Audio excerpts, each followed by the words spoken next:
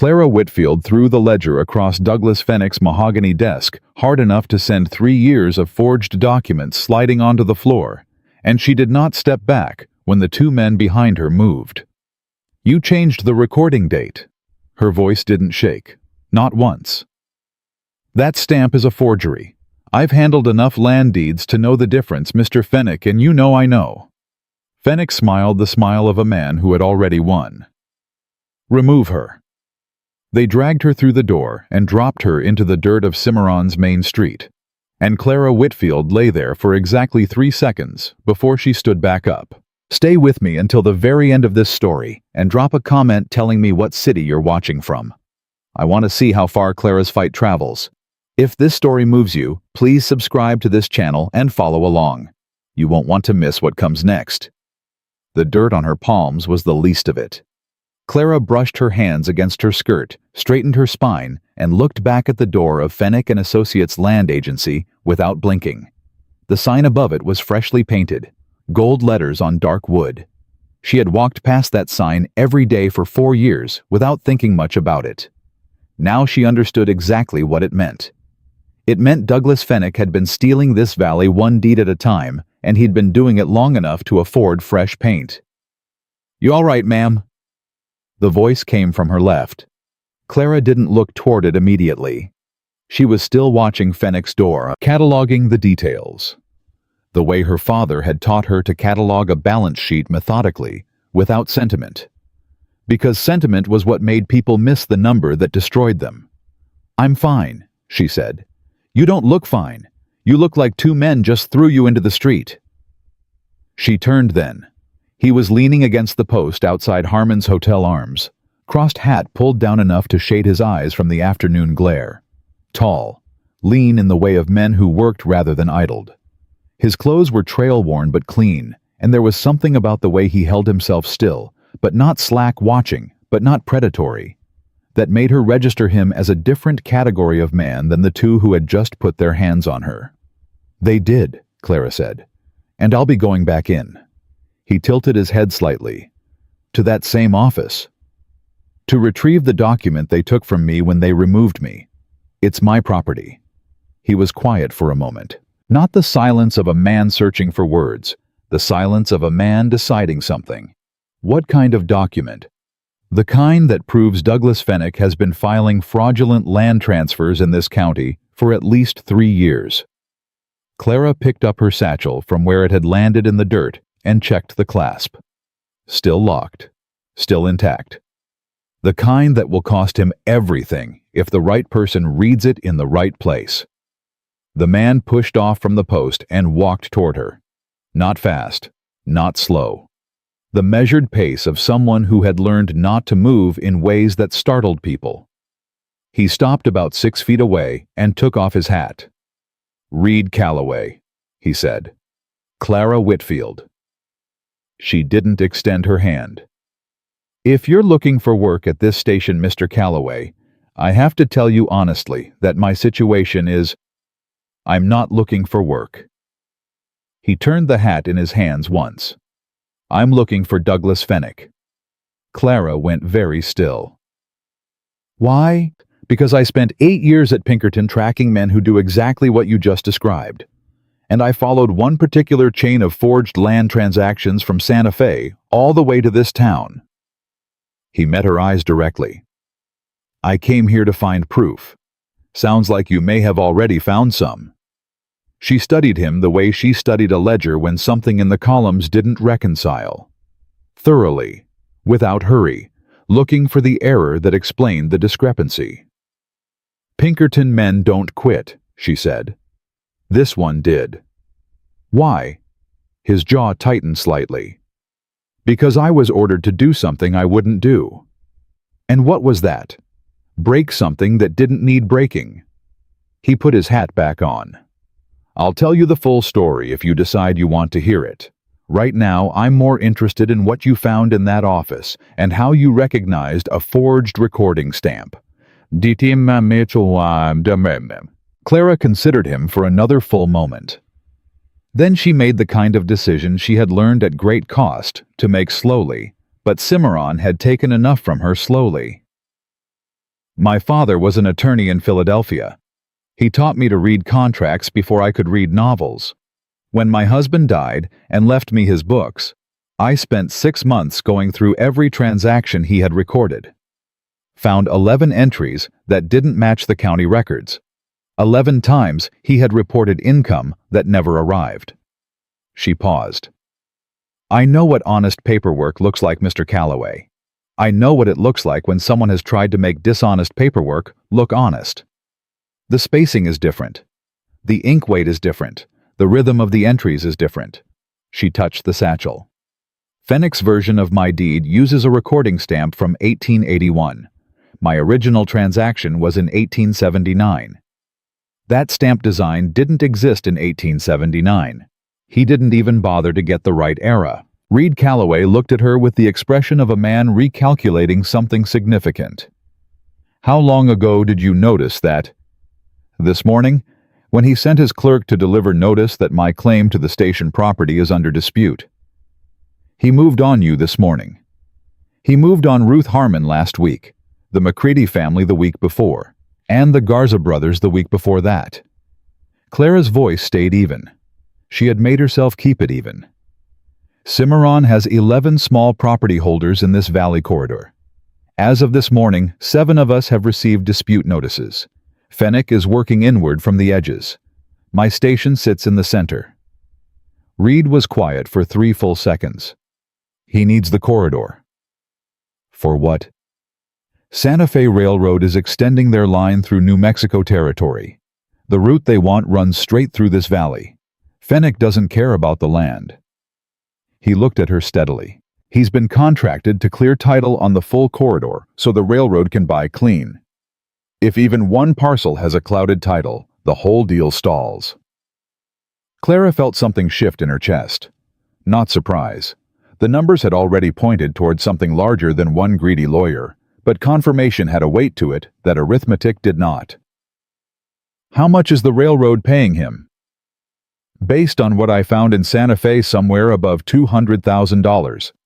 Pending full corridor clearance. He has 60 days from the start of this month to deliver clean title to every property in this valley. He started filing dispute notices 4 weeks ago, Clara said, which means he has about 30 days left. They looked at each other across 6 feet of Cimarron dirt, and Clara did the mathematics that had become the habit of her life. 30 days. 7 families already threatened. A lawyer with a forged paper trail, a pet judge in the county seat, and enough money to buy whatever he couldn't forge. On the other side, one woman with a satchel, a specific and provable knowledge of fraudulent documentation, and a former Pinkerton detective she had met 4 minutes ago. You said you came here to find proof, she said. What were you going to do with it once you found it? Send it to the Territorial Marshal's office in Santa Fe. Get a federal investigator down here before Fenwick completes the transfers. And if Fenwick discovers what you're doing before the marshal arrives, then it gets complicated. What do you need from me? Reed seemed to weigh the question genuinely rather than deflecting it with false modesty. I can trace a money trail. I can identify the chain of forged transactions, but I can't read the internal inconsistencies in the documents the way you apparently can. The recording stamp error you found this morning, that's the kind of detail that makes evidence irrefutable in court. He paused. A federal judge won't throw out a land transfer based on a detective's suspicion. He'll throw it out based on forensic proof that the documents themselves are fraudulent. That's your skill, Miss Whitfield, not mine. Clara was quiet for a moment. She had not asked for partnership since the day she had stood at her husband's grave and understood slowly, and then all at once, that she had been alone the entire time she thought she hadn't been. She had organized her life around that understanding. The station ran well, the books balanced, the accounts were honest. She owed nothing to anyone and expected nothing in return. Come inside, she said. I'll make coffee, and I want to hear everything you know about Douglas Fenwick before I decide whether to trust you with what I know. Ruth Harmon's hotel dining room was empty at that hour. Ruth herself brought coffee without being asked and set it down without speaking, which was how Clara knew Ruth had been watching through the window and had already formed her own opinion of the man Clara brought in. Ruth Harmon was 61 years old and had been in Cimarron since before the railroad was a rumor. She had outlasted 3 husbands, 2 droughts, and 1 flood that took the original hotel down to its foundation timbers, and she did not take uninvited opinions from anyone. The fact that she brought the coffee and left without commentary meant Reed Calloway had passed the first test without knowing he was being tested. "Talk," Clara said. Reed wrapped both hands around his cup. "Douglas Fenwick has been operating in New Mexico territory for 9 years. He came in just before the land rush following the railroad surveys.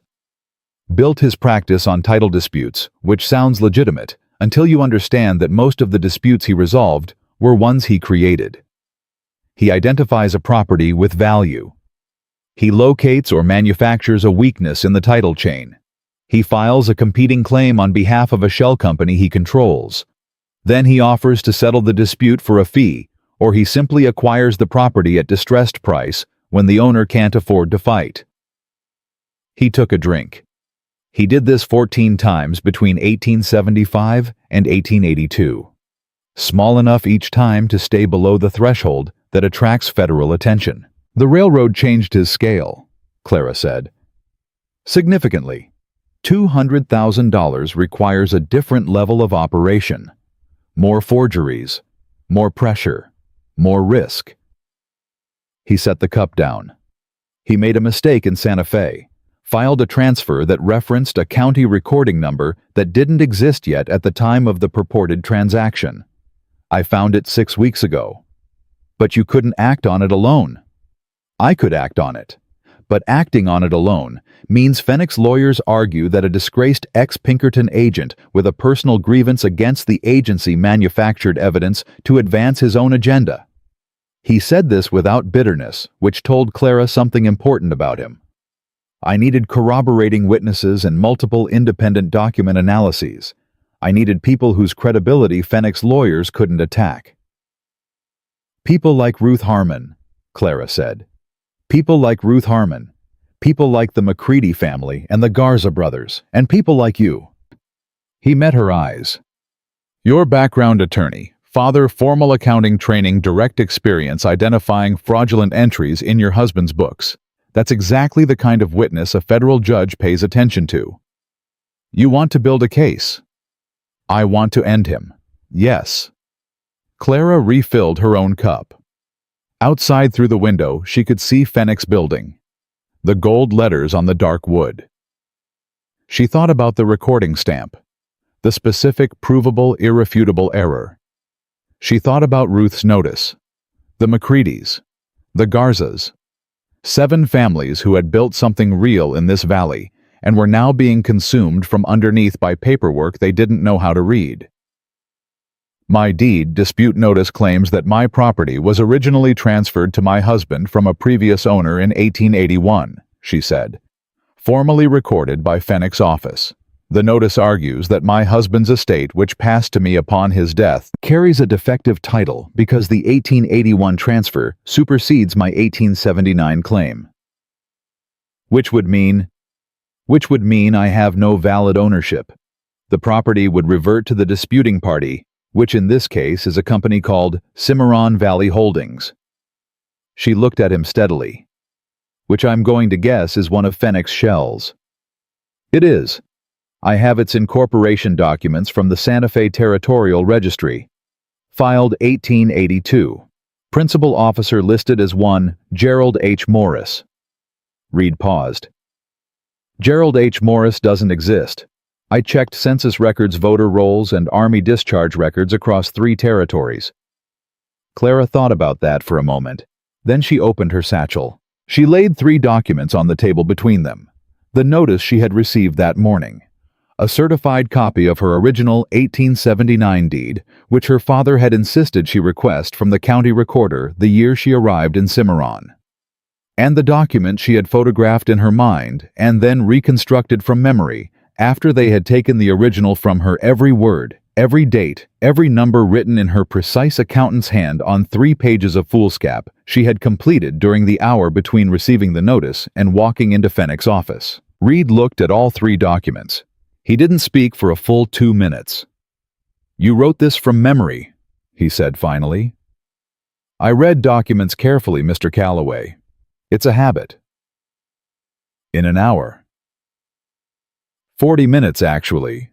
I walk slowly." He looked at her with an expression that was not pity and not admiration, and not the condescending surprise she had learned to expect when men discovered she could do something they had assumed she couldn't. It was the expression of a man reassessing the situation he was actually in, rather than the one he had arrived expecting to find. "The 1881 transfer that Fenwick created, does it reference any specific improvements to the property building's Wells fencing?" Clara scanned the reconstruction. "It references a livery barn on the northeast corner of the property. Built 1880, it says. Is there a livery barn on your property?" "There is not. There never has been." She looked up. "There is, however, a livery barn on the northeast corner of the Dunmore property, which is 3 lots east of mine. Same block, different parcel." Reed's jaw tightened. "He copied the wrong property description." "He copied the wrong property description," Clara confirmed. "Whoever drafted the fraudulent 1881 transfer used the Dunmore property assessment for reference and applied it to my parcel number. If you compare the 1881 transfer description to the Dunmore County tax record from 1880, they are identical. Word for word." She tapped the reconstruction. "That is not a recording stamp error that could be explained away as a clerical mistake. That is proof that someone constructed my deed history from another property's documentation." Reed Calloway sat back in his chair. Outside, a wagon rolled past. Ruth was moving something in the kitchen. The ordinary sounds of an afternoon in a small town that did not yet know it was standing on a fault line that Fenwick was about to split open. "How many of the other disputed properties do you think have similar errors?" Reed asked. "I don't know. I've only seen my own documents."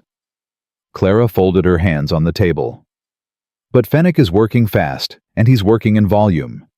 Men who work fast in volume make consistent errors. Same template, same shortcuts, same copied descriptions applied to the wrong parcels." She paused. "If we can get access to the original deeds for every disputed property in this valley and compare them to the fraudulent transfers Fenwick filed, I can map every error in a single review." "How long would that take you?" "For 11 properties," she calculated. 1 long day. 2 if the records are disorganized." "The county records office closes at 5, Reed said. "It's now." He checked 2:30. "If we ride to the county seat before they close, we can request certified copies of every original deed in this corridor tonight. They're public record. Fenwick can't block the request. He'll know we made it before morning. His clerk at the recorder's office will tell him. Then we'll need to work fast."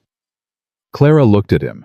She thought about the recording stamp, the livery barn on the wrong parcel, the 4 weeks since Fenwick had started moving, the 30 days remaining, the 7 families whose futures were written in paperwork they trusted because they didn't have the training to question it.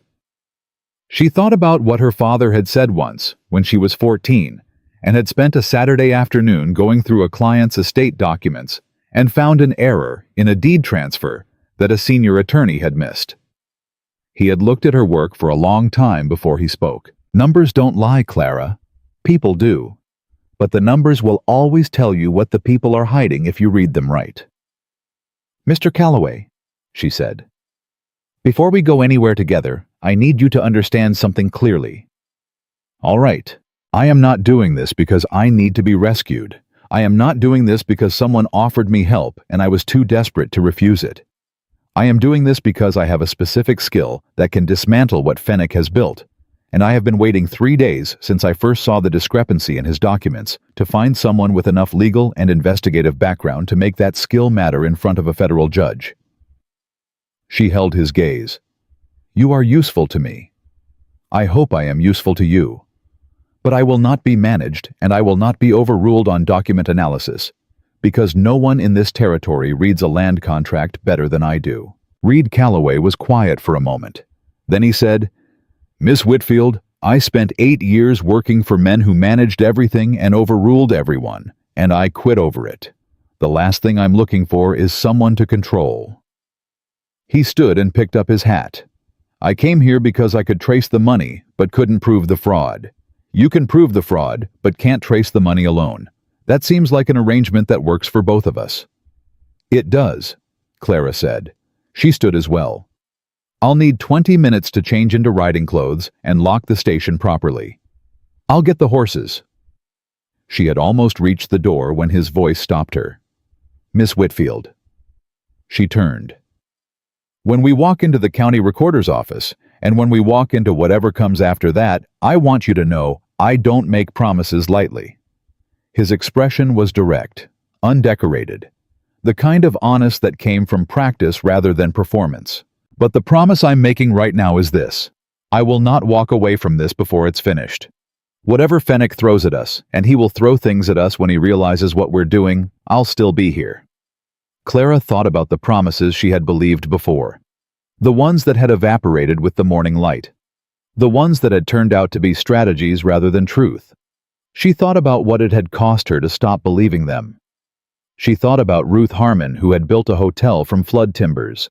About the McCreadys, who had ranched this valley for 11 years. About 7 families whose future was currently written in forged ink. "I know you mean that," she said carefully. "Whether you can keep it is something I'll have to see for myself." Reed nodded once.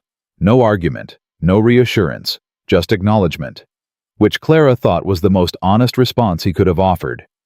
She went to change her clothes. He went to get the horses. And Douglas Fenwick, 3 buildings away behind his gold-lettered door, sat at his mahogany desk and had no idea that the woman he had thrown into the street 40 minutes ago was the most dangerous thing in Cimarron. Not because she was angry, but because she was precise. The road to the county seat at Springer was 17 miles of hard-packed dirt that turned to loose gravel in the canyon stretches, and Clara Whitfield rode it the way she did most things efficiently, without wasted motion, and with her mind already 3 steps ahead of her body. Reed Calloway rode beside her, and did not try to fill the silence with talk, which she noted and filed away, the same way she filed everything useful. It was Ruth Harmon who had pressed the extra canteen into Clara's hand before they left, and it was Ruth who had said low and private, standing close enough that only Clara could hear, "I watched that man sit down at my table, and not once look at himself in the window reflection. Men who are lying always check their own face." She had squeezed Clara's arm once. "Be careful, but don't be so careful you can't move." Clara was thinking about that now, about the difference between caution and paralysis. She had lived on the caution side of that line for 4 years, and look where it had gotten her, thrown into the dirt of Cimarron's main street with a forged deed notice and no one at her back. "Tell me about the Santa Fe connection," she said when they had cleared the edge of town and the road opened up. "Not the summary, the details." Reed didn't hesitate. 6 weeks ago, I was in Santa Fe following up on a separate matter, a disputed water rights claim east of Albuquerque. Unrelated to Fenwick. But at the Territorial Land Registry, I found a cross-reference in the index. A transaction for a parcel in Colfax County that had been recorded twice. Different recording numbers, different dates, but the same parcel description and the same grantor name. Someone filed the same transfer twice, deliberately. The first filing established the fraudulent chain. The second was filed to overwrite it in case someone pulled the original and compared dates. He paused. But the registry clerk made an error in the second filing. Used the current year's sequential number instead of backdating the index entry the way Fenwick's people had instructed. So the fraudulent second filing actually appears in the records after the dispute notice was filed, which is impossible if the transfer it represents is supposed to predate the dispute by 2 years. Clara thought through the mechanics of that. So the index entry proves the document was created after the dispute, not before it.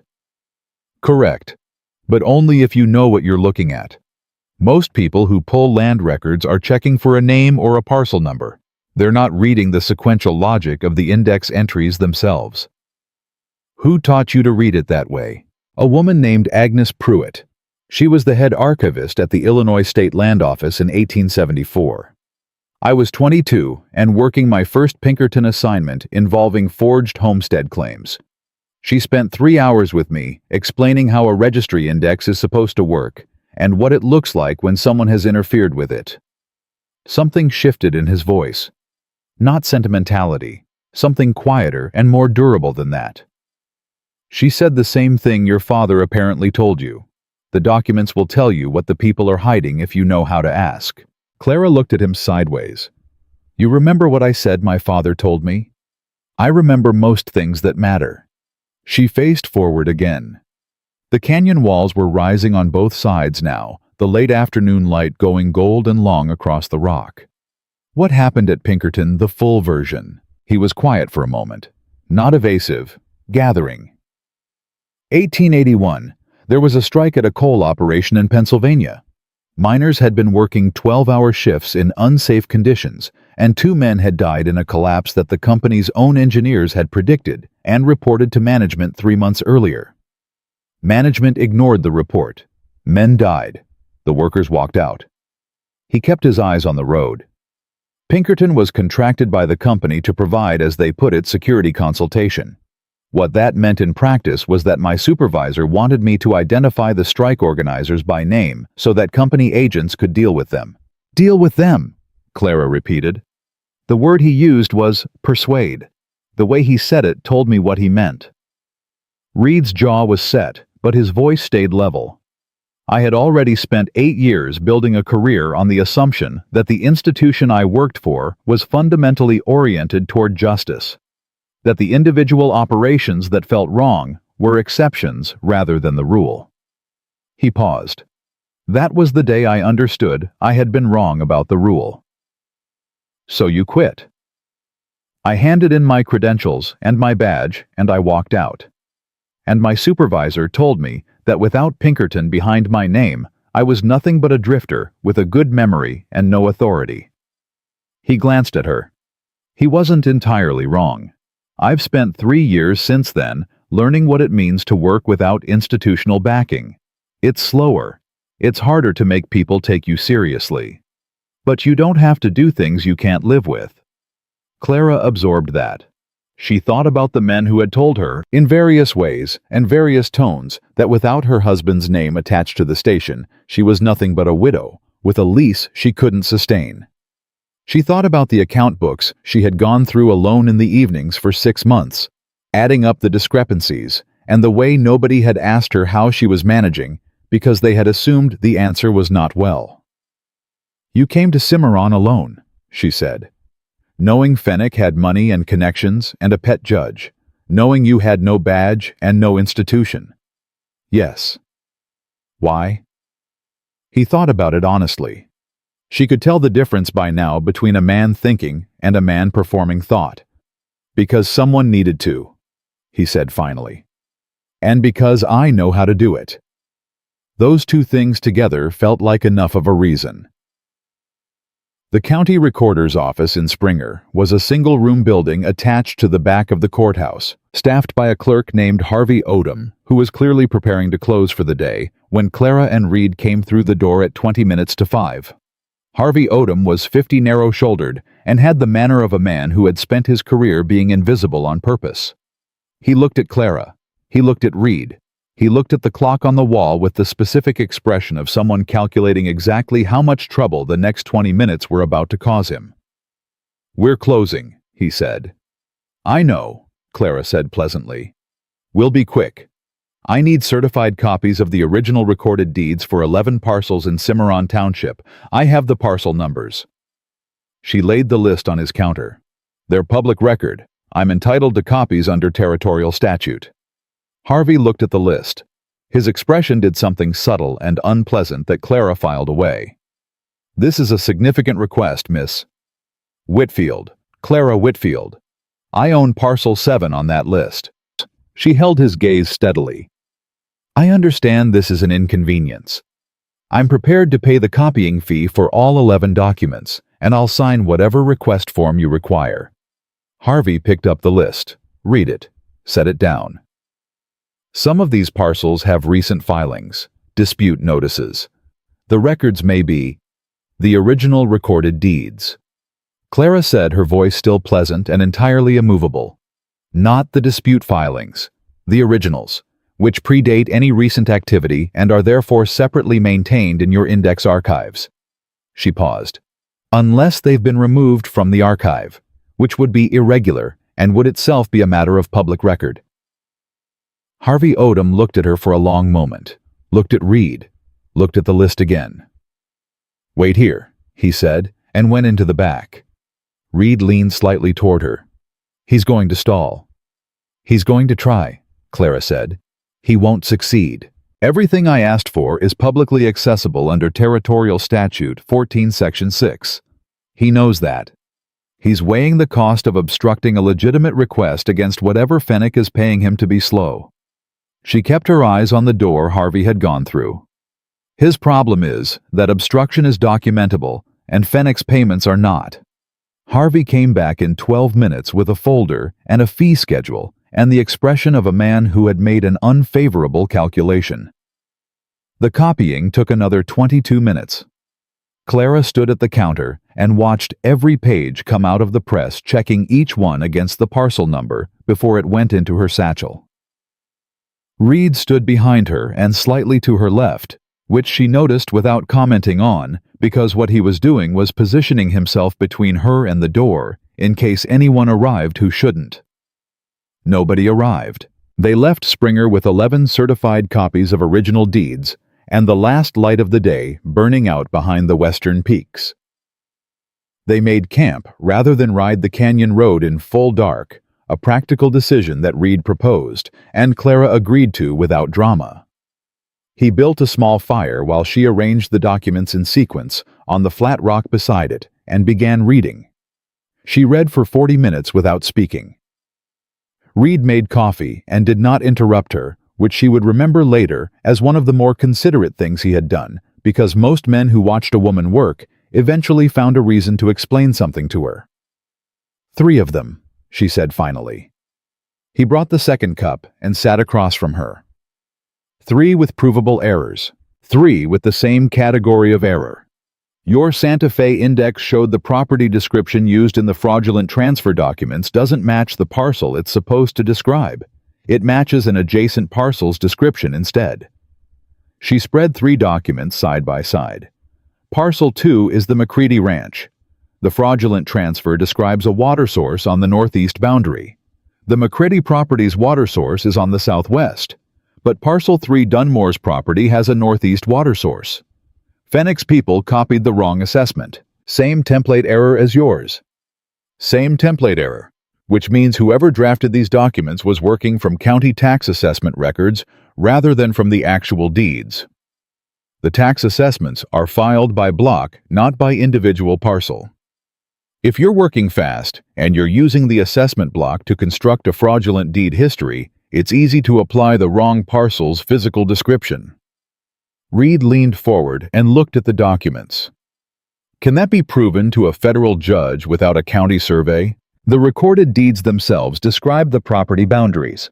The fraudulent transfers use language that contradicts the recorded boundaries in each case. A judge who can read, and a competent federal judge can read, doesn't need a survey to see that the documents are internally inconsistent with each other. She tapped the 3rd document. The Garza parcel has a different error. The grantor named in the fraudulent 1881 transfer is listed as Edmund Harrow, but Edmund Harrow sold his interest in the Cimarron Valley corridor in 1877. I know this because Ruth Harmon told me 4 years ago that old Edmund Harrow went back to Missouri before my husband and I arrived. He couldn't have sold property in 1881 that he no longer owned in 1877.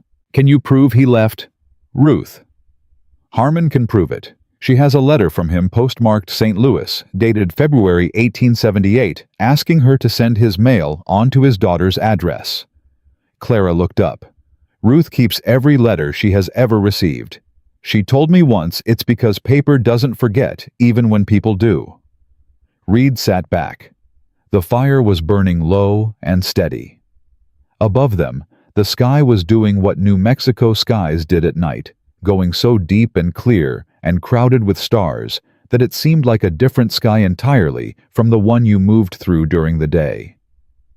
You built a case in 40 minutes. I built the beginning of one. We still need the money trail you traced from Santa Fe. The forged documents prove the transfers are fraudulent. Your financial evidence proves Fenwick orchestrated the fraud for profit. Together, those two things are irrefutable. She gathered the documents carefully. Separately, either one could be argued around. How quickly can Fenwick move to finalize the transfers once he realizes we're building a case? If he files for expedited title resolution with his county judge, he could have paper that looks legal within a week. He can't make it actually legal, but he can generate enough official-looking documentation to confuse a property auction long enough to complete the railroad transaction. Clara closed her satchel. Which is why we need the territorial marshal in Cimarron before that happens. Reed nodded slowly. I'll send a telegraph to Santa Fe first thing tomorrow morning. I have a contact at the marshal's office, a deputy named Elias Crane who processed my original complaint about the index irregularity. He's honest. How do you know? Because when I walked in with evidence that implicated a prominent Santa Fe land agent in the same scheme, he didn't try to manage me out of his office. He asked me for specifics and wrote down everything I said. Reed's expression was unreadable for a moment. Honest men ask questions. Men who are protecting someone redirect. Clara thought about that. About the redirections she had encountered in the 4 years since her husband's death. The banker who had redirected her questions about the estate accounts.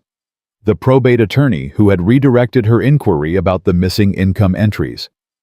The way redirection always felt at first like helpfulness, like the person steering you away from your question was doing you a favor by pointing you somewhere easier. How long before Crane can have a marshal in Cimarron? If I telegraph tomorrow morning, and he acts immediately 4 days. 5 at the outside. Fenwick will know within 24 hours that we pulled those records. Harvey Odom will tell him. Almost certainly. So, we have a day before Fenwick knows we're building a case, and 4 days before the marshal arrives, and 30 days before Fenwick's railroad deadline.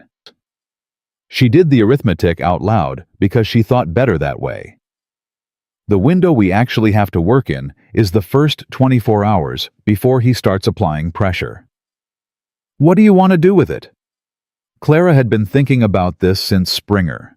Since before Springer, if she was being honest, since the moment she had stood up from the dirt of Cimarron's main street and recognized with cold clarity that the fight she was in was not the fight she had thought it was. Not just her station, not just her deed. Every family in this valley. And the specific documentable court-admissible proof of it was sitting in her satchel. Tomorrow morning, she said, before you send the telegraph, I want to meet with Ruth Harmon and the Macreadys and the Garzas.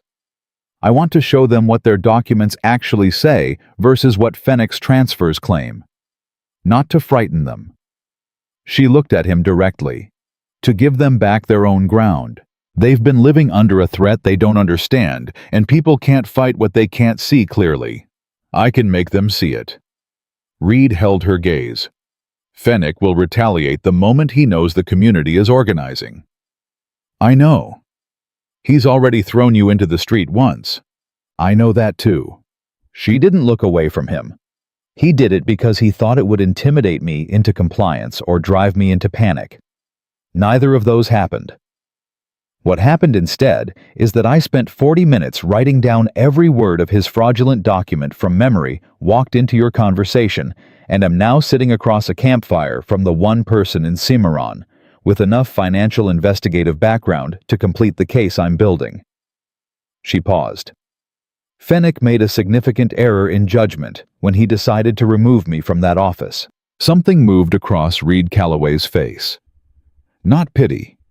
Not admiration in the performed way men sometimes performed admiration when they were actually registering surprise. It was something quieter and more substantial. Recognition, maybe. The expression of a person who had spent years working in a landscape of cautious people and was recalibrating for someone who wasn't. Miss Whitfield, he said, I want to say something and I need you to hear it the way I mean it, not the way it could sound. Go ahead. When I walked into Cimarron this afternoon, I was prepared to work this case alone. I had accepted that it would take longer and be harder without a partner. I had accepted that the outcome might not be complete enough to put Fennec away on all counts. He looked at her steadily. I am no longer prepared to accept either of those things. Because you changed the calculation in about 40 minutes, and I think if we do this right, if we work this together, the way it needs to be worked, we don't just stop Fennec from taking your station. We end his operation permanently. Every fraudulent transfer. Every family he's threatened. The railroad contract. All of it. Clara listened to that. She thought about what it cost her to believe people. She thought about what it had cost her not to. I'm holding you to that, she said quietly. Good, Reed said. That's exactly where I want you to hold me. The fire burned down to coals. The New Mexico sky pressed enormous and indifferent overhead. Clara Whitfield put her hand on her satchel and felt the 11 certified documents inside it. 11 proofs that Douglas Fennec had built his fortune on other people's inability to read their own paperwork. He had made one miscalculation in the whole elaborate structure of his scheme. He had threatened the one woman in this valley who could. They rode back into Cimarron before the town was fully awake, and the first person Clara saw when she came through Ruth Harmon's door was Ruth herself, already dressed and sitting at the dining room table, with her hands wrapped around a coffee cup, and her eyes carrying the particular weight of someone who had not slept. Harvey Odom sent a boy to Fennec's house last night, Ruth said without preamble. Around 8 o'clock. I saw the boy leave from my upstairs window. Clara set her satchel on the table. How do you know it was Odom's boy? Because it was Odom's boy. Tommy Odom. 14 years old, red hair, walks with his left foot turned out. I've known that child since he was born. Ruth looked at Reed with the measuring expression she had not quite dropped since the previous afternoon. Fennec knows you pulled those records. We expected that, Reed said. Expecting it and being ready for it are different things. Ruth stood and refilled her cup from the pot on the stove without offering an explanation for why she didn't offer them any, which Clara understood to mean Ruth was still working through something. Fennec came to see me 3 days ago, after he sent me the dispute notice. He sat in that chair. She nodded toward the chair Reed was standing beside. And he told me that if I signed a quitclaim on the hotel property, he would ensure my lease on the land continued undisturbed for the remainder of my natural life.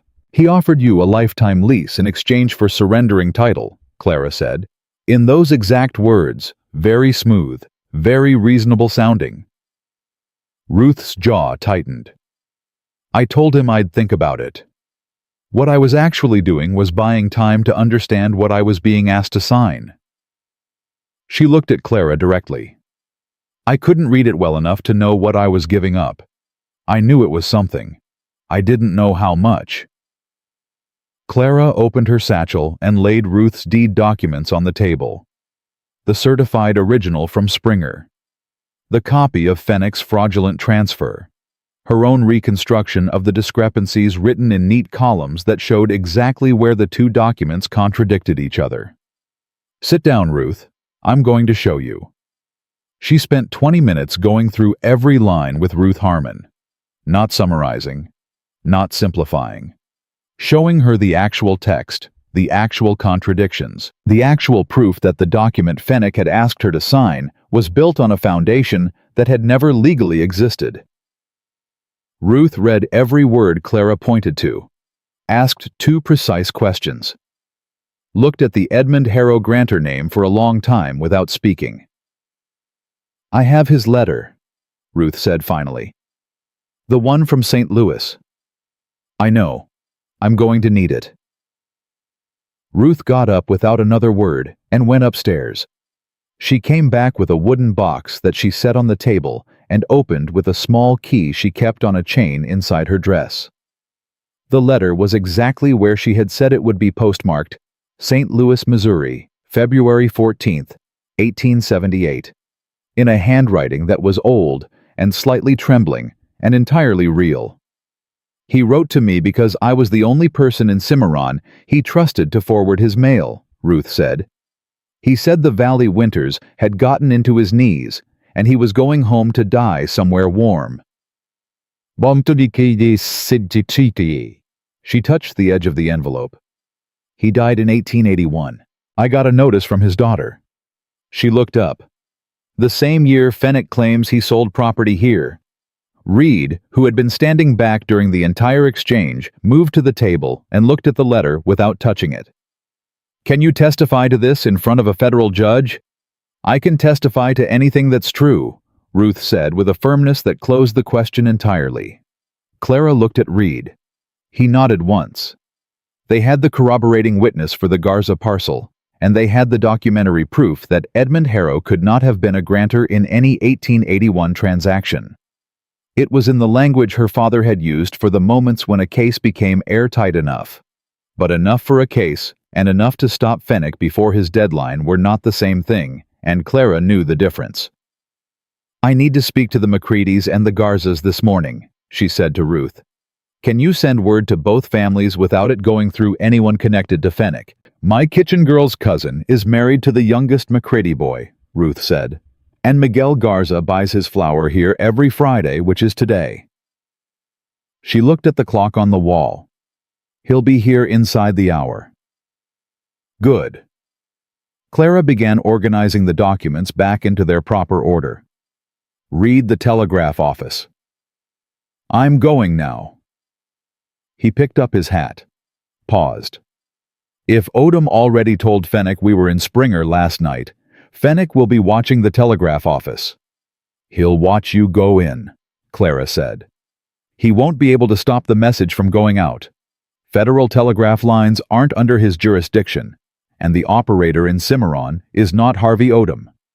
Emmett Park runs the telegraph, Ruth said. He's been fighting a property dispute with Fenwick's brother-in-law for 2 years over a fence line. He will send your message with considerable personal satisfaction. Reed almost smiled.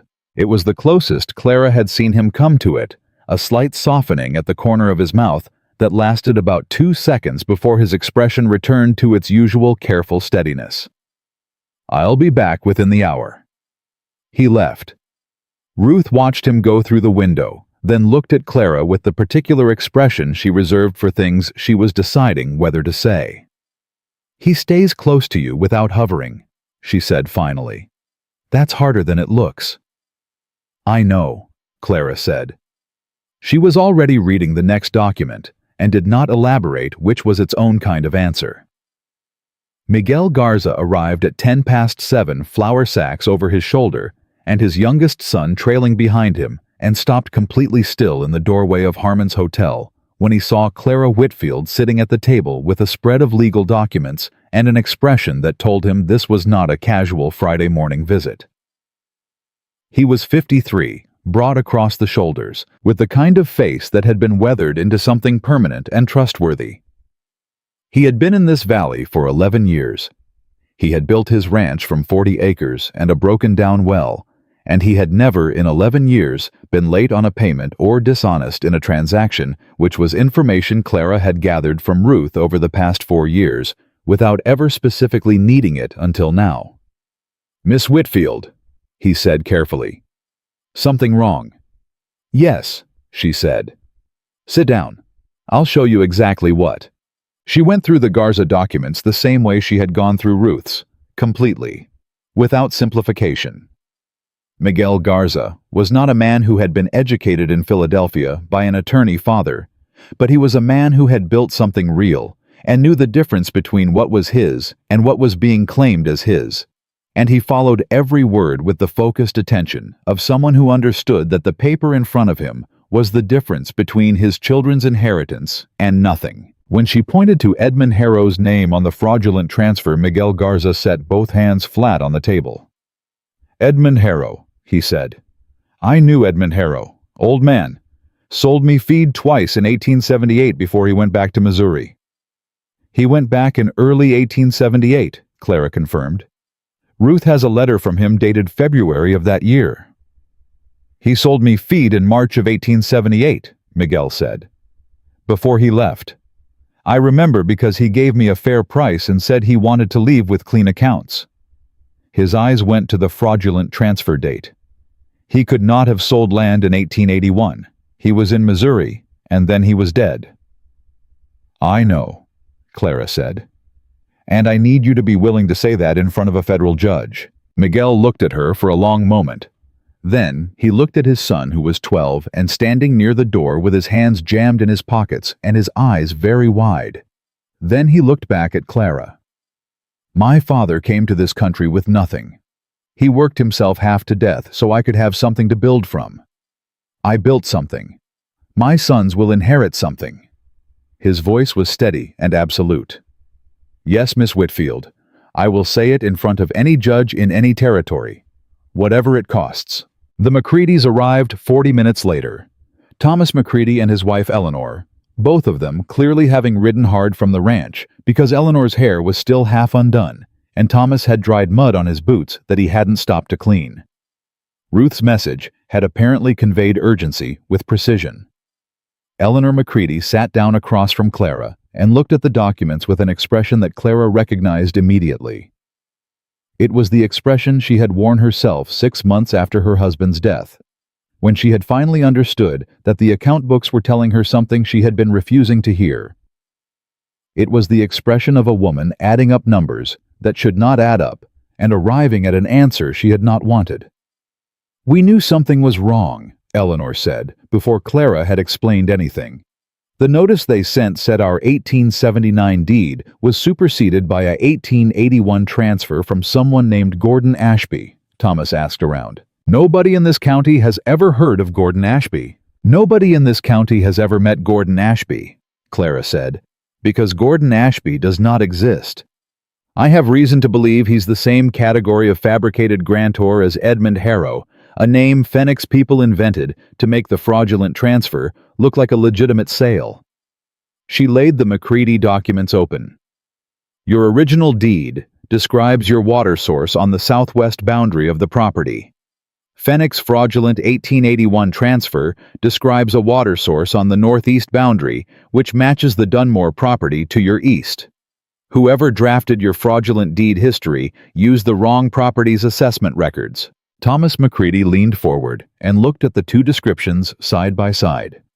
He was a quiet man, had always seemed quiet to Clara in the years she had known him by sight and occasional transaction, but the quality of his silence right now was not passive.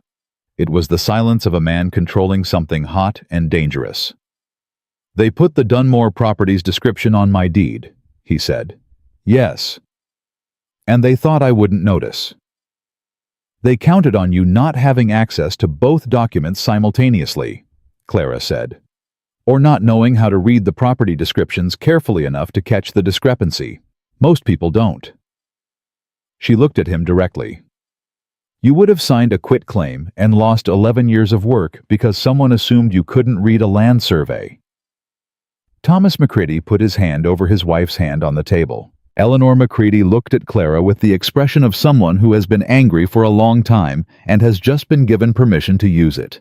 What do we do? Eleanor said. You document everything you know about your original purchase and the property's physical layout, Clara said. Every well, every fence, every building, anything that contradicts Phoenix's fraudulent description. You write it down and you sign it and you be ready to repeat it in front of a federal marshal. She paused. The marshal is coming. I've sent for him. But I need every family in this valley standing together when he arrives because a federal investigation with 7 corroborating witnesses is something Fennec cannot buy his way out of. A federal investigation with 1 is something his lawyers can pick apart. She said it clearly, and without softening it, because these people deserved the truth of their own situation, and she was done with anyone in this valley being managed away from information they had a right to possess. Reed came back while the Macreadys were still at the table. He came through the door with the specific pace of a man who had information that needed to be delivered immediately and had been walking fast to deliver it. He looked at the room, Ruth Miguel Garza and his son, the Macreadys, Clara, and seemed to make a rapid calculation about what to say in front of whom. Telegraph is sent, he said. Crane confirmed receipt. He's moving today. He looked at Clara. 4 days. Fennec will have heard you went to the telegraph office within the hour, Clara said. Less than that. Reed pulled out a chair and sat. When I came out of the telegraph office, Jake Dutton was across the street. He's one of Fennec's men. I recognized him from Santa Fe. He watched me the entire time, and he left the moment I came out. The room went quiet, in the way rooms went quiet, when something that had been theoretical became real. Miguel Garza looked at Thomas McCready. Thomas McCready looked at his wife. Ruth Harmon set down her coffee cup with the particular careful deliberateness of a woman who had been through difficult things before and was now engaging all of her experience for what was coming. "How many men does Fennec keep?" Reed asked Ruth. "He keeps 3 on regular pay. Dutton is 1. There are 2 others, a man called Briggs and a younger one named of Carson, who came up from Albuquerque about a month ago." Ruth's voice was matter-of-fact. "He brought Carson in when he started filing the dispute notices. I noticed because he doesn't usually keep more than 2. He brought in extra muscle when he escalated the operation," Reed said. "That's what it looked like to me," Ruth confirmed. Clara was thinking. She did her best thinking without speaking, and the people in this room she registered with something that was not quite surprise, but was adjacent to it, seemed to understand that instinctively. Nobody filled the silence. They waited. "Fennec knows we pulled the records," she said. "He knows Reed sent a telegraph. He doesn't know yet what the records showed us or who we've spoken to. That window between what he knows and what he doesn't know is what we have to work with before he moves." She looked around the table. "He has 30 days to complete the railroad transaction, but if he understands that we're building a federal case, he may try to accelerate. File for emergency title resolution with his county judge. Generate official-looking paperwork fast enough to muddy the waters before the marshal arrives." "Can he do that in 4 days?" Eleanor McCready asked. "He can try," Reed said. "The question is whether his county judge is compromised enough to push through emergency filings without due notice. Under territorial statute, any party to a title dispute has the right to be notified and given response time before a final resolution is entered." He looked at Clara. "How quickly can you put together a formal objection to each disputed filing that we could serve on the county recorder?" "For 11 properties." Clara thought about it. "With the certified copies we already have and the documentation from this morning, 1 day, maybe less. If we file formal objections through the county recorder's office today, Fennec can't get emergency resolution without a hearing. He'd have to give us notice of any hearing, which gives us advance warning of his next move." Reed's eyes were focused and precise. "It doesn't stop him permanently, but it slows him down." "I'll need access to a desk in 3 hours," Clara said. She looked at Ruth. "Use the front room," Ruth said immediately. "I'll close it to guests for the morning." Miguel Garza stood. "I need to go to my ranch and tell my family what is happening, and I will stop at my brother-in-law's on the way. He owns Parcel 9. He has not had his notice yet, but he will." He looked at Clara. "Should he come to you?" "Yes," Clara said. "Send everyone who's received a notice to Ruth's today. And anyone who hasn't received one yet but owns land in this corridor, they need to know this is coming." She held his gaze. "Fennec has been counting on people being afraid and isolated. He gives each family their notice separately, so they think they're alone. They're not alone. That's the thing he doesn't want them to know." Miguel Garza picked up his flour sacks and his son, and left with the particular purposeful stride of a man who now knew exactly where he was going and why. Thomas McCready stood and took his wife's arm. "We'll go home, get the documentation together, and come back this afternoon." He paused at the door and looked back at Clara. "My father-in-law warned me about men like Fennec when we came here. Said the frontier was full of men who waited for others to build something worth stealing." His voice didn't waver. "Eleanor and I built this ranch together. 11 years of work. I'm not going to let a lawyer with a forged stamp take it." "You won't," Clara said. After they left, the room was quieter, but not empty. Ruth moved to refill the coffee. Reed sat across from Clara and looked at the documents still spread between them. You have 4 days before the marshal arrives, he said. Fennec will know within the hour that something significant happened in this room this morning. He'll move. I know. He already put his hands on you once, when he understands you're the one organizing the case against him. He'll do it again, Clara said. Or try. She looked at Reed directly. I need you to understand something. I am not going to be managed away from this, because it becomes dangerous. I built the evidentiary case. I know these documents better than anyone in Cimarron, better than anyone Fennec has on his payroll. And I am the central witness, without whom the document fraud component of this case cannot be proven to a federal judge. I understand that, Reed said. Then understand also that my being threatened or intimidated or removed from this room is the single outcome that benefits Fennec most. She held his gaze. Which means the best protection I have is not hiding. It's making sure every person in this valley knows exactly what I know before Fennec can isolate me. Reed was quiet for a moment, not disagreeing, thinking. You want to make yourself too visible to touch, he said. I want to make the information too distributed to suppress, she corrected. I'm not interested in being untouchable. I'm interested in making sure that if Fennec does touch me, the case is already complete enough that it doesn't matter.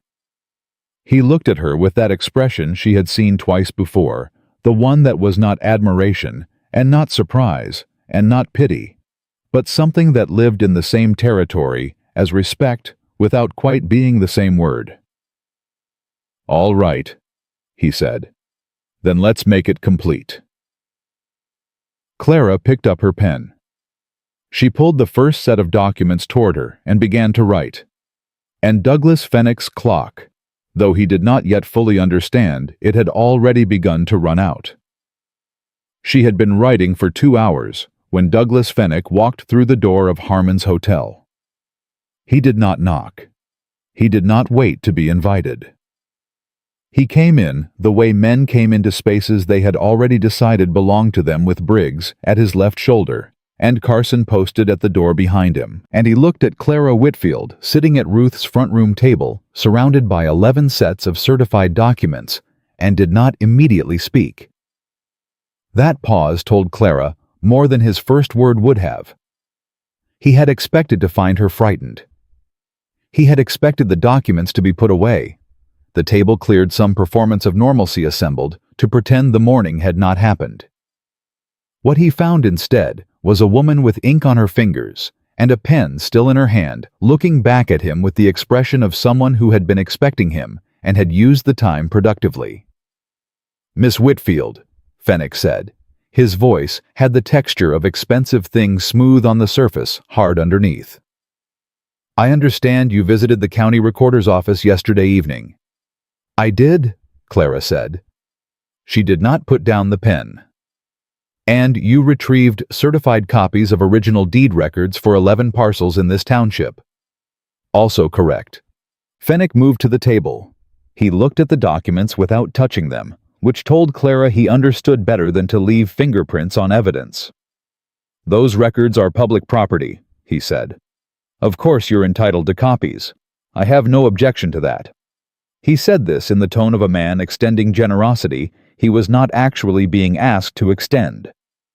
"What concerns me, Miss Whitfield, is that you seem to have developed some incorrect ideas about what those records mean, and I would hate for those incorrect ideas to cause you to take actions that could complicate your situation further than being thrown into the street," Clara said pleasantly. Fennec's jaw moved. "My men acted with more force than I intended. I apologize for that." "I don't want your apology." She set down the pen and folded her hands on the table. "I want you to look at the document in front of me, Mr. Fennec, specifically at the property description in the 1881 transfer you filed against my deed, specifically at the water source location in that description." He looked. He could not stop himself from looking. She had said it with such precision that not looking would itself have been an admission. "Now look at the description in my certified original from 1879, she said. "The water source location." Another pause, longer than the first.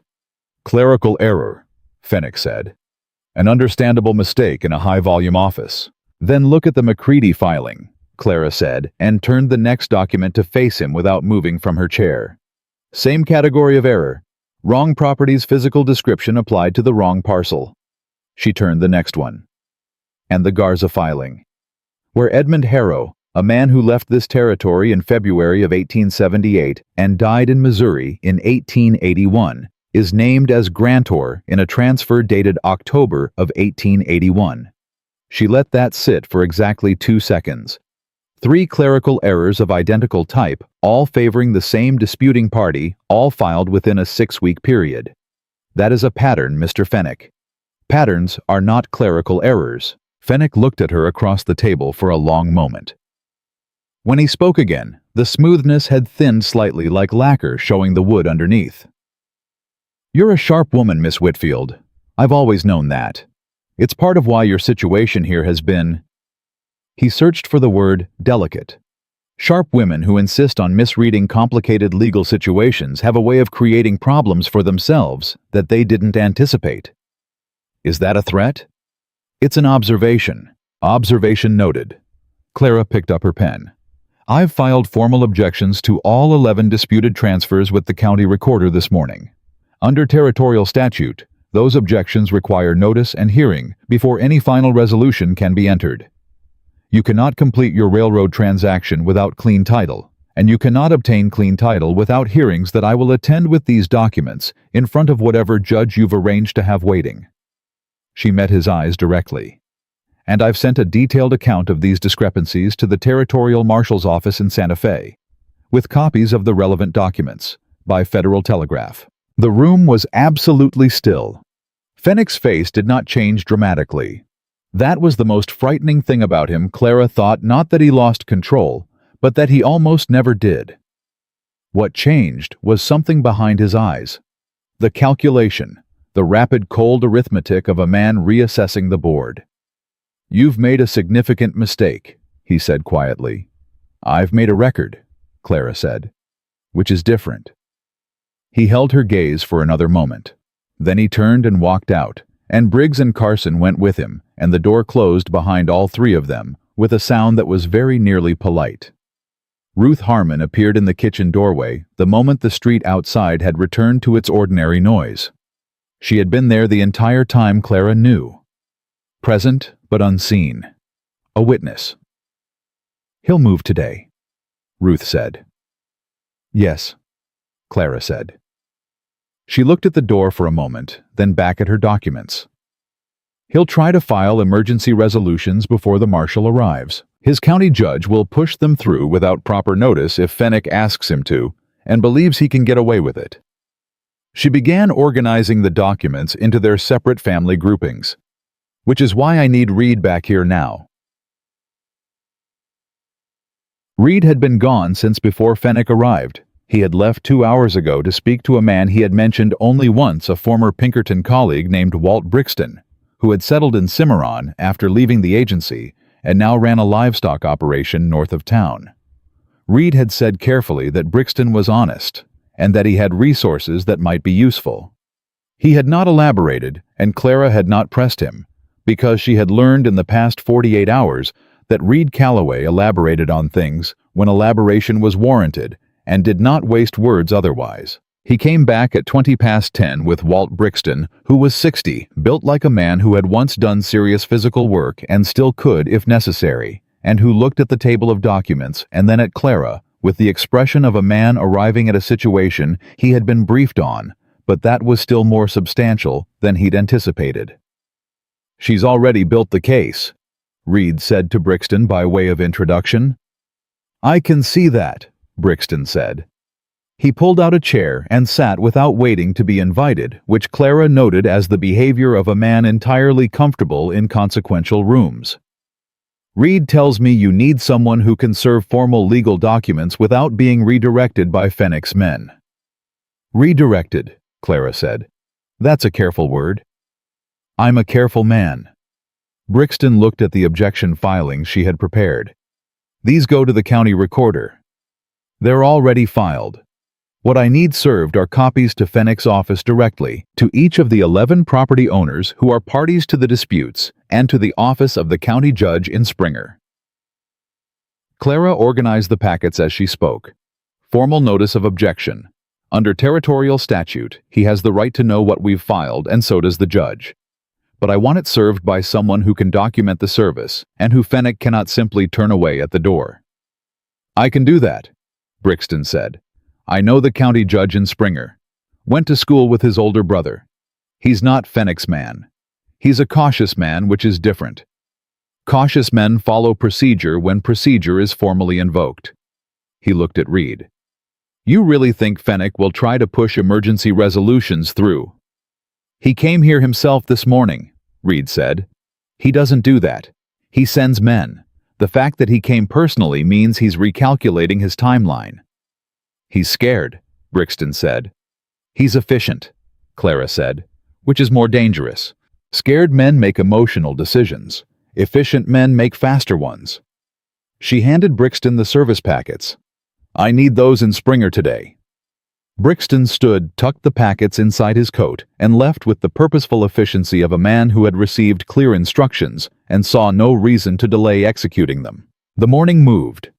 Property owners came through Ruth's front room in ones and twos, and Clara sat at that table and went through documents with every one of them, the way she had gone through them with Ruth and Miguel Garza and the Macreadys, completely without simplification, giving each family the specific, concrete, undeniable proof that what Fenwick had told them was a lie. She watched the same thing happen in each face. The same sequence: confusion, then comprehension, then a cold and focused anger that was more useful than panic. By noon, she had spoken to 7 families. 3 more sent word through neighbors that they would come in the afternoon. The 11th family, the Dunmores, whose property description had been copied onto Clara's fraudulent deed, sent their eldest son with a handwritten note saying his father was ill, but his mother would testify to anything required. Reed moved through the morning differently. He did not sit at the table.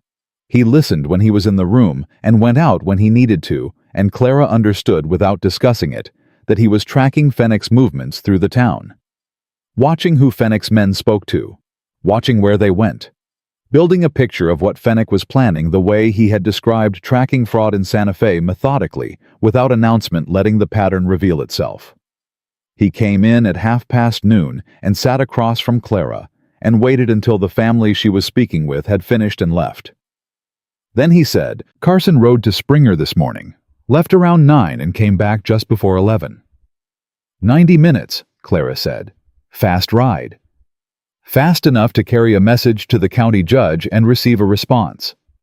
What kind of response? I don't know yet, but Brixton will be in Springer within the hour. If Fenwick has already filed for emergency resolution, and the judge has already agreed to it, Brixton will know. Reed's voice was steady, but underneath it, Clara heard something she had not heard from him before. Not quite anger, but something in the same territory. A tightness. Fenwick is moving faster than I expected. Because the case is more complete than he expected, Clara said. When he walked in here this morning and saw those documents, he understood that the window he had was closing. A man on a deadline who sees his deadline moving toward him accelerates. She looked at Reed directly. How bad is it if the county judge files emergency resolution today? If he does it before Brixton serves formal notice of our objections, he can argue he had no knowledge of a competing claim. It weakens our procedural standing. Reed's jaw tightened. It doesn't destroy the case. The document fraud is still provable, but it creates a legal complication that Fenwick's lawyers will use to delay the federal investigation. Every day of delay costs these families another day of uncertainty.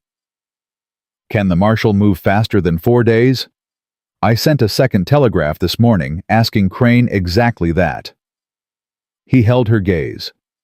He replied an hour ago.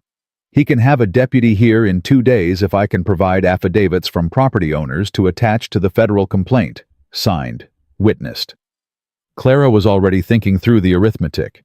7 families spoken to. 2 days. Affidavits required. How many signatures does Crane need? At minimum 5, the more the better. Ruth the Macready's. Miguel Garza, those three are certain. Clara stood. I need paper, and I need everyone who came through this room this morning to come back this afternoon. She looked at Ruth, who had appeared again with coffee she hadn't been asked to make. Can you get them back?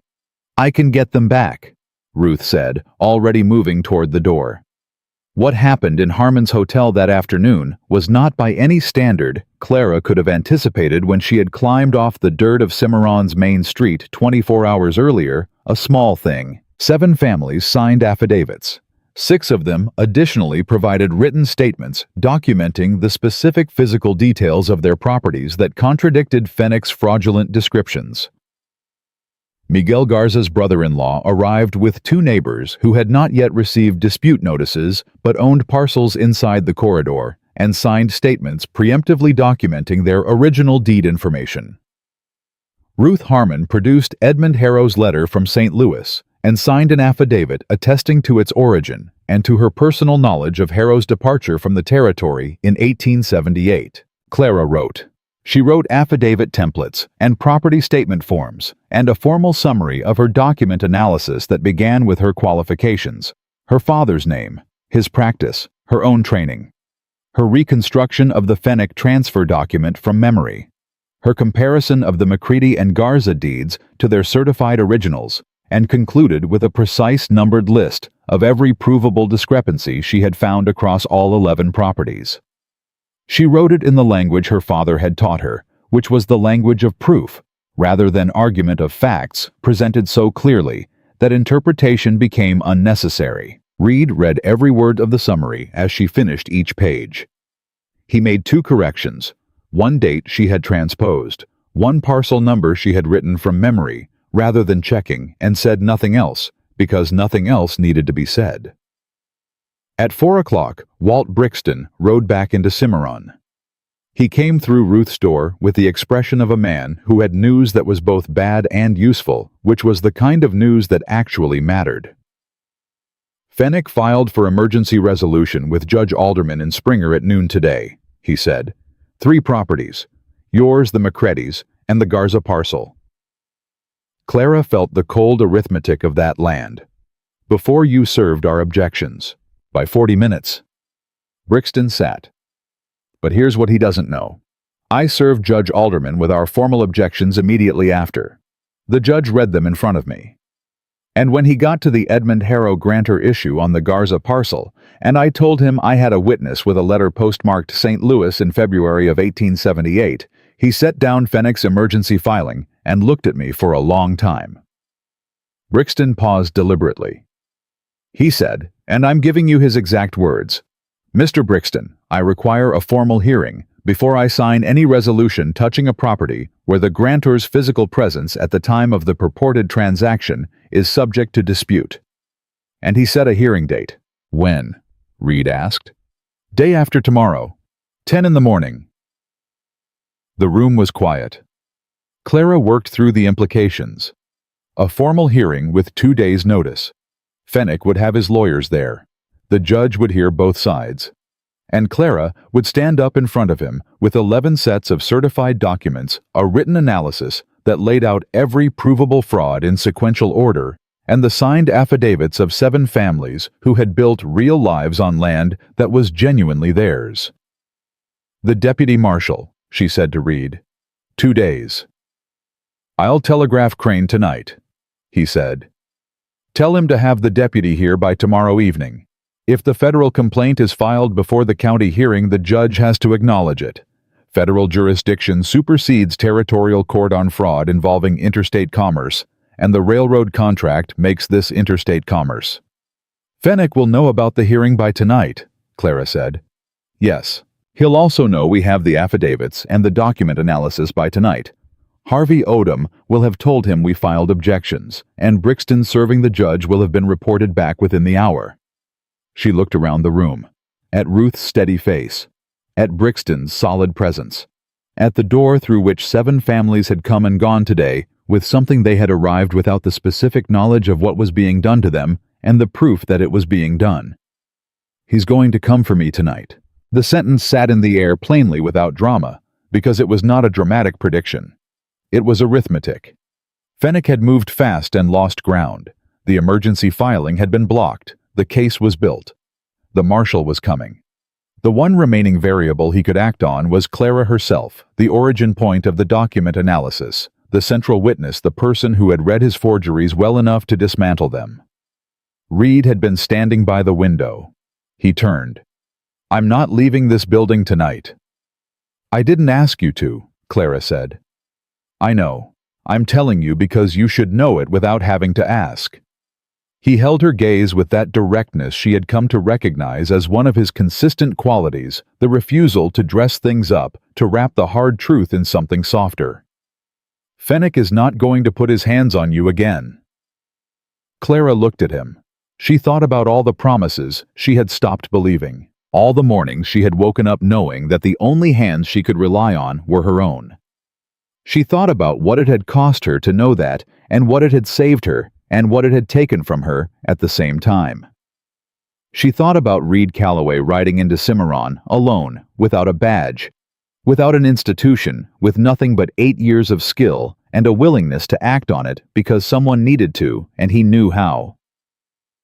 She thought about the way he had read the land documents in the firelight without a single word of condescension, the way he had stepped back while she spoke to each family this morning and let her do the work that was hers to do. She thought about what Ruth Harmon had said about him that morning. "He stays close without hovering. That's harder than it looks." "You should eat something," Clara said. "It's going to be a long night." Ruth was already moving toward the kitchen.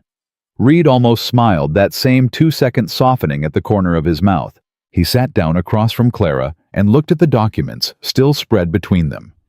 The culmination of 30 hours of work that had been, in a certain precise sense, 46 years in the making, her father's voice her own, training 4 years of loneliness, sharpened into something that could cut. "You built this," Reed said quietly, not to compliment her, to say a true thing. "We built it," Clara said. She meant it exactly as she said it, not as modesty and not as generosity, but as the accurate description of what had happened in this room over the past 2 days. A man who could trace money, and a woman who could read documents, each doing the work the other couldn't, neither one pretending otherwise. She had not asked for that. She had not expected it. She had not, if she was honest, believed it was possible to find again after the years of being handed pretty substitutes for it. Brixton excused himself to make arrangements for the night watch. Ruth served supper. Outside, Cimarron settled into its evening sounds, and somewhere across town, Douglas Fenwick was sitting behind his gold-lettered door, doing the same arithmetic Clara had done, arriving at the same conclusion and deciding what a man did when the careful structure of 3 years of work was beginning document by document and witness by witness to come apart. Clara ate. She drank her coffee. She checked her documents one final time, organized them in the order she would present them at the hearing, and put them in her satchel. Then she sat at Ruth Harmon's table in the lamplight, with Reed Calloway across from her, and waited for Douglas Fenwick to make his last move. He came at midnight. Not Fenwick himself. That was the first thing Clara registered when the sound reached her. Not the measured footsteps of a man in expensive boots, but the heavier, less careful movement of men who had been hired for their willingness, rather than their judgment. Briggs and Carson, coming through the back of the building the way men came when they wanted to avoid being seen from the street. Reed heard it before she did. He was on his feet before Clara had fully processed what the sound meant, and his hand was on her arm, moving her away from the table and toward the interior wall in a single motion that was so practiced and so quiet that she went without thinking, which told her something important about the quality of her own instincts after 30 hours in this man's company. Ruth Harmon appeared in the kitchen doorway in her dressing gown, with a shotgun that she held with the ease of someone for whom it was not a dramatic gesture, but simply a tool. She looked at Reed. He held up 2 fingers. She nodded and moved to the left of the kitchen door. Brixton came down the stairs from the room Ruth had given him fully dressed, which told Clara he had not slept either. He positioned himself at the front room entrance without being directed. The back door opened. Briggs came in first, which meant Carson was either outside or coming through a window, and Reed had already moved to account for that possibility because he was at the side wall when Carson came through the kitchen window and found himself looking at a man who had been waiting for exactly that. What happened next was brief and not gentle and entirely decisive. Reed put Carson on the kitchen floor with the particular efficiency of someone who had learned to end physical confrontations quickly, because prolonged ones cost everyone more than they needed to. Briggs made it 3 steps into the front room before he found himself facing Ruth Harmon's shotgun at a distance that made every calculation irrelevant. "Set it down," Ruth said with the tone of a woman who had made larger decisions than this one and was not interested in negotiation. Briggs set it down. Clara stood against the wall with her satchel in her hand and watched the whole thing happen in less than 40 seconds. Her heart was beating hard, but her mind was doing what it always did under pressure recording. The details, the sequence, the faces, everything that would need to be stated clearly in front of a federal judge. "They broke into this building," she said when the noise had stopped. "Through the back door and through a window. In front of witnesses." "Yes," Reed said. He was breathing normally. His jacket was torn at the shoulder. He looked at Briggs on the floor with the expression of a man who was angry but had it fully contained. "Who sent you?" Briggs said nothing. "Douglas Fenwick sent you," Clara said. It was not a question. "And you will have the opportunity to confirm or deny that in front of Judge Alderman in Springer tomorrow morning. I'd recommend giving that decision some careful thought tonight." Walt Brixton tied both men's wrists with rope from the supply room while Reed checked the back door and the window and the street outside. He came back and shook his head once no one else. 3 men sent 2 caught. Fenwick had either kept himself clean or genuinely believed 2 hired hands, and the element of surprise would be sufficient. He had, Clara thought, consistently underestimated what he was dealing with. She sat back down at the table. Her hands were steady. She noticed that and registered it not with pride, but with something more like recognition. This was who she had become in the years since her husband's death, in the months of going through dishonest ledgers alone, in the weeks since Fenwick's notice had arrived. A woman who did not come apart when the thing she feared actually arrived. "Ruth," she said, "I need to write one more document tonight." Ruth lowered the shotgun and looked at her with an expression that was half exasperation and entirely unsurprised. "Of course you do," she said, and went to put on coffee. Clara wrote the account of the night's events, time, method of entry, identification of both men, names of all witnesses present, while Briggs and Carson sat against the kitchen wall in uncomfortable silence, and Reed sat across from her at the table and read each page as she finished it. She wrote it in the same language as everything else she had produced in the past 2 days. Precise, sequential, irrefutable.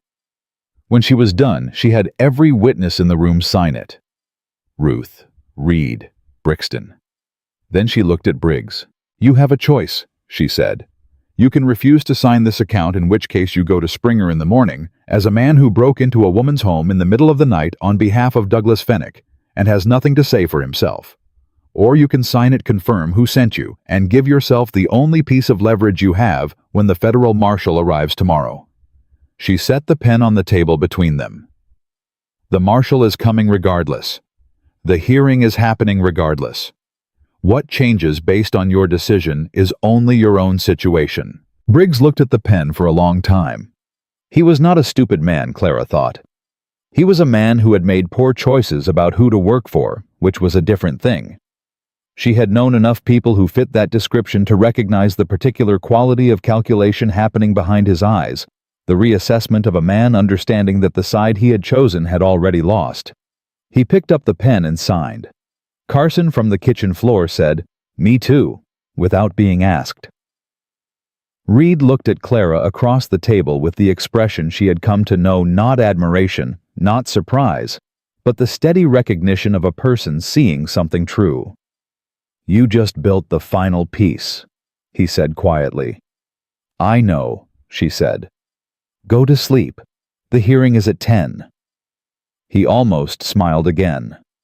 This time it lasted 3 seconds instead of 2, and Clara looked away before she could examine too carefully what that meant to her. Deputy Marshal Elias Crane arrived in Cimarron at 7 the next morning on a horse that had been ridden hard from Santa Fe, with his credentials in his coat pocket and the particular expression of a federal officer who had read the documents sent to his office and was not pleased about what they described. He was 38, efficient, and spoke to Clara for 45 minutes before he spoke to anyone else asking questions and listening to the answers with the focused attention Reed had described the attention of an honest man. "The breaking and entering last night," Crane said when she had finished. "The 2 men in custody." "Signed statements confirming they were sent by Douglas Fenwick," Clara said, and handed him Briggs and Carson's signatures. Crane read them, folded them, put them in his coat. "Miss Whitfield, I've been working fraud cases for 9 years. The document analysis you've produced in 48 hours is more thorough than what most attorneys generate in 6 weeks. He looked at her directly.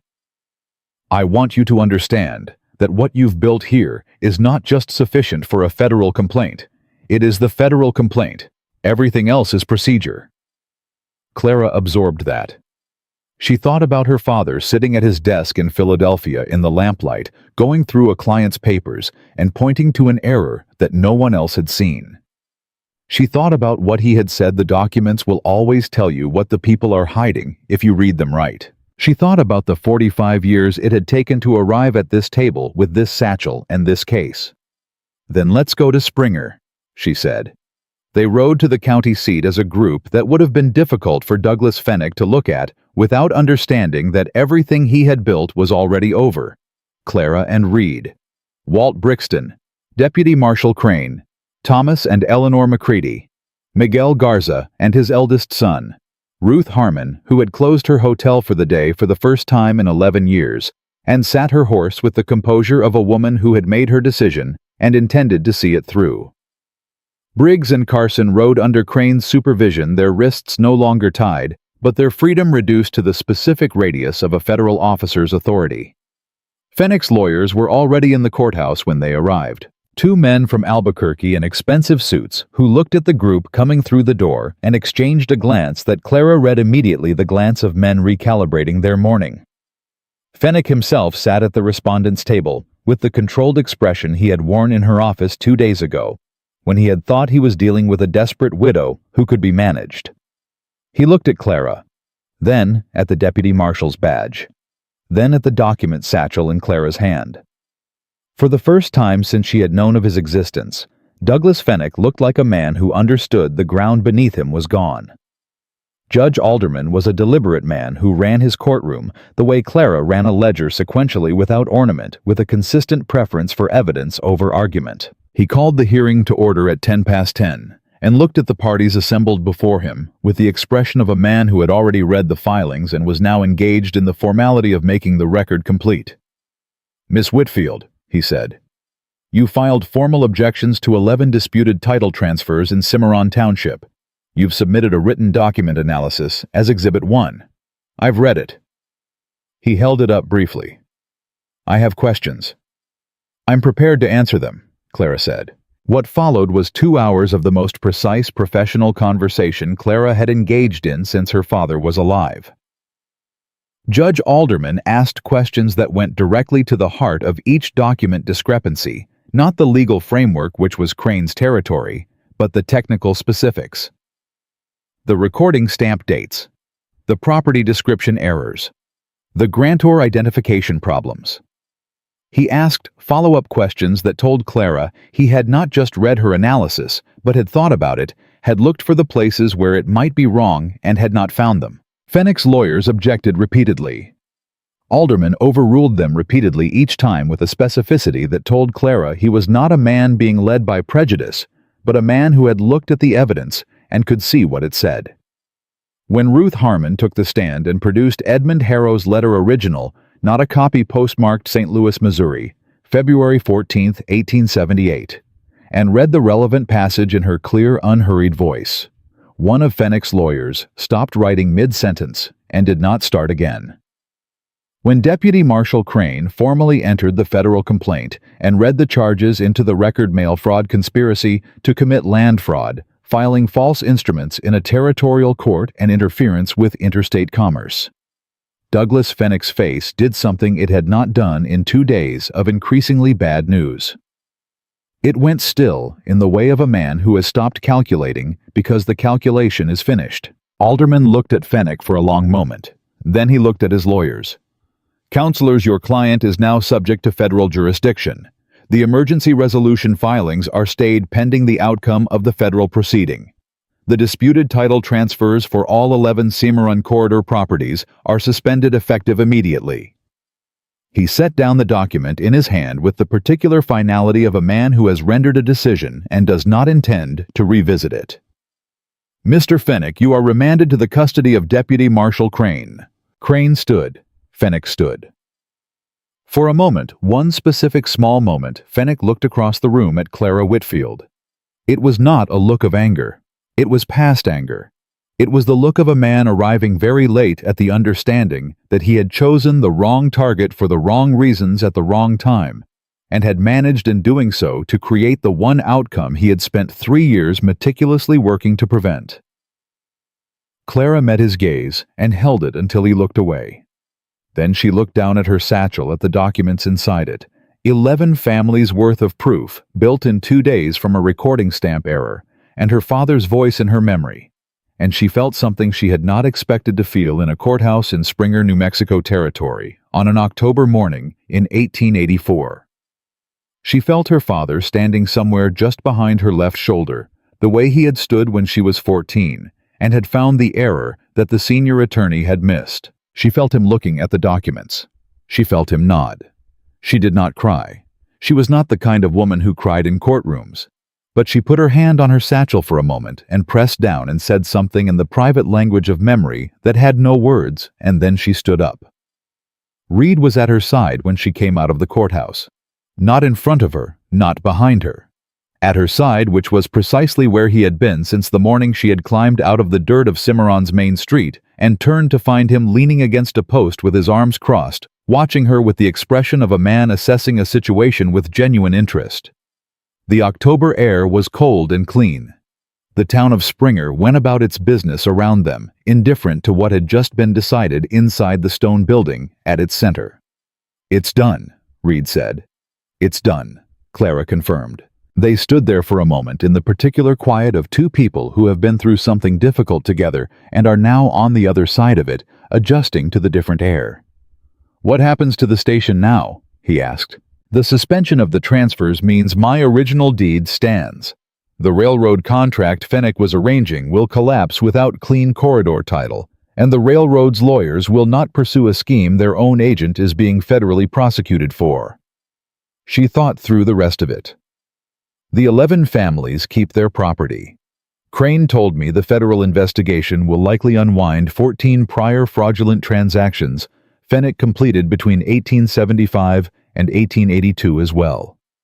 Those families, wherever they are now, may have recourse."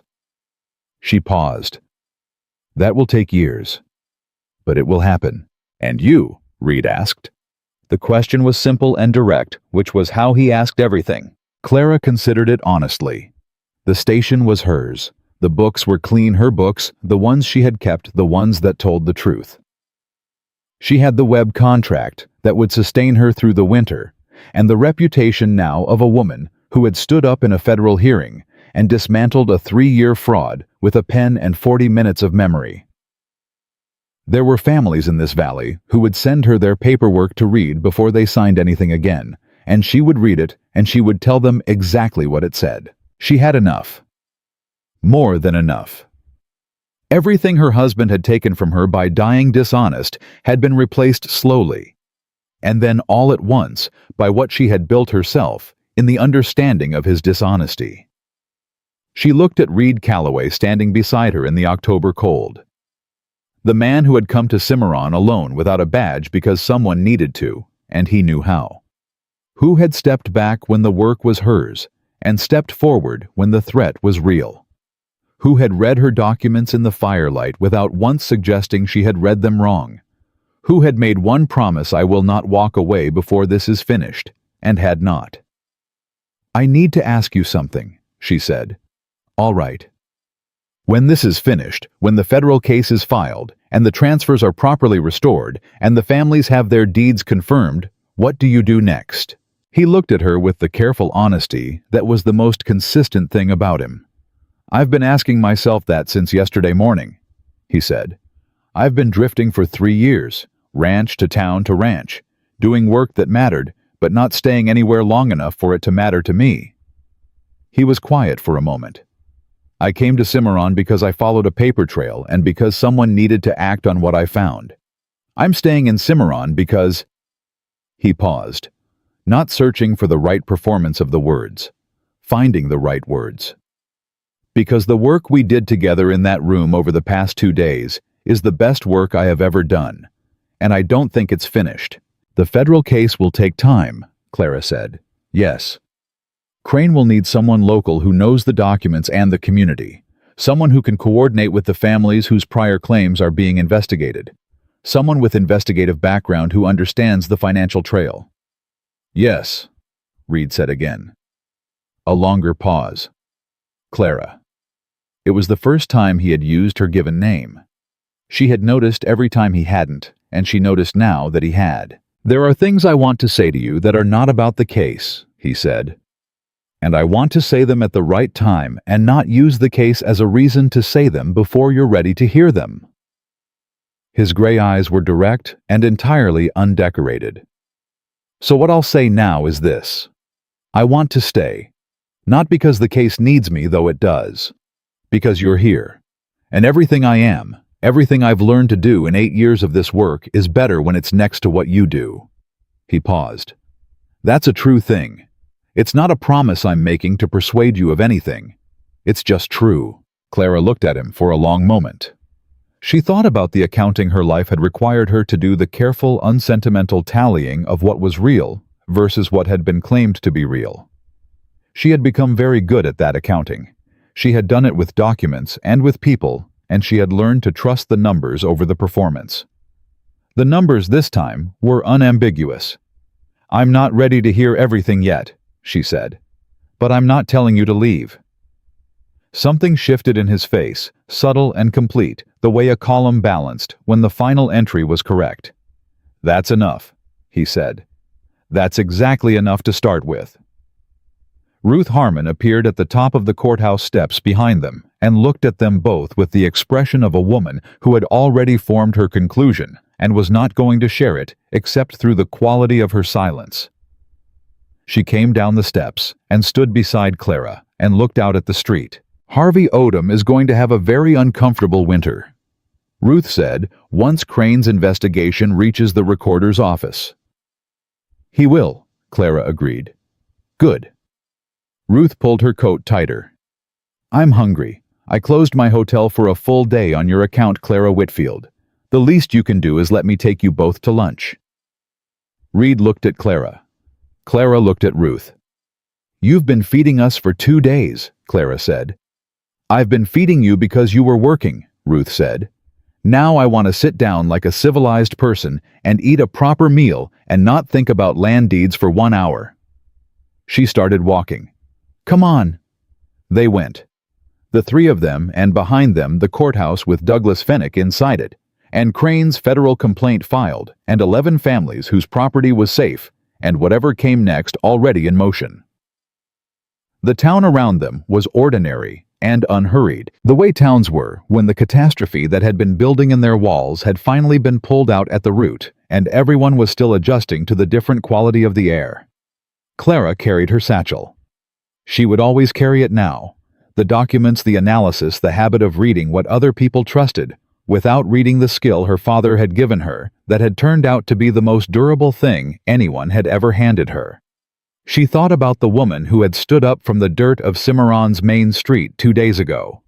The woman who had looked back at Fenwick's gold-lettered door and begun in the precise accounting language of her father's teaching to dismantle what was behind it. She had not asked for help. She had not needed rescuing.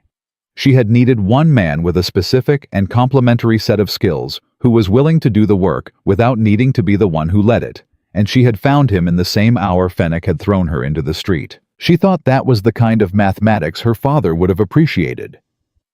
The kind where the variable you didn't account for turns out to be the one that makes the equation balance. The ledger of Clara Whitfield's life in the end was honest, every entry earned, every column verified, every balance confirmed by the work of her own hands. And from this day forward, whatever came next would be built on that foundation, not on a promise she had been handed, not on a document someone else had drafted, on the truth she had proven herself in precise and irrefutable ink before a federal judge and a room full of witnesses in the valley she had chosen and fought for and kept. That was hers. All of it was hers. And nothing and no one would ever change what the numbers said. Part 5. Lưu ý viết 2.800 đến 3.000 từ, liên kết liền mạch với các phần trước trong câu chuyện và hội thoại tạo thành một câu chuyện liền mạch khi ghép lại. Mỗi phần liền mạch với phần trước, không giới thiệu lại câu chuyện ở đầu phần mới. Liên kết các phần của câu chuyện một cách liền mạch. Sử dụng câu chuyện tiếp giữa các phần. Duy trì chủ đề, tránh ngắt quãng, đột ngột, không sử dụng gạch đầu dòng, hoặc tiêu đề phụ phong cách kể chuyện Mỹ Hoa Kỳ, giống văn giàu cảm xúc chân thực và gần gũi mô tả cảnh ít tập trung vào hành động cảm xúc. Kể theo ngôi thứ ba giữ độ kịch tính không viết lẩn mạn.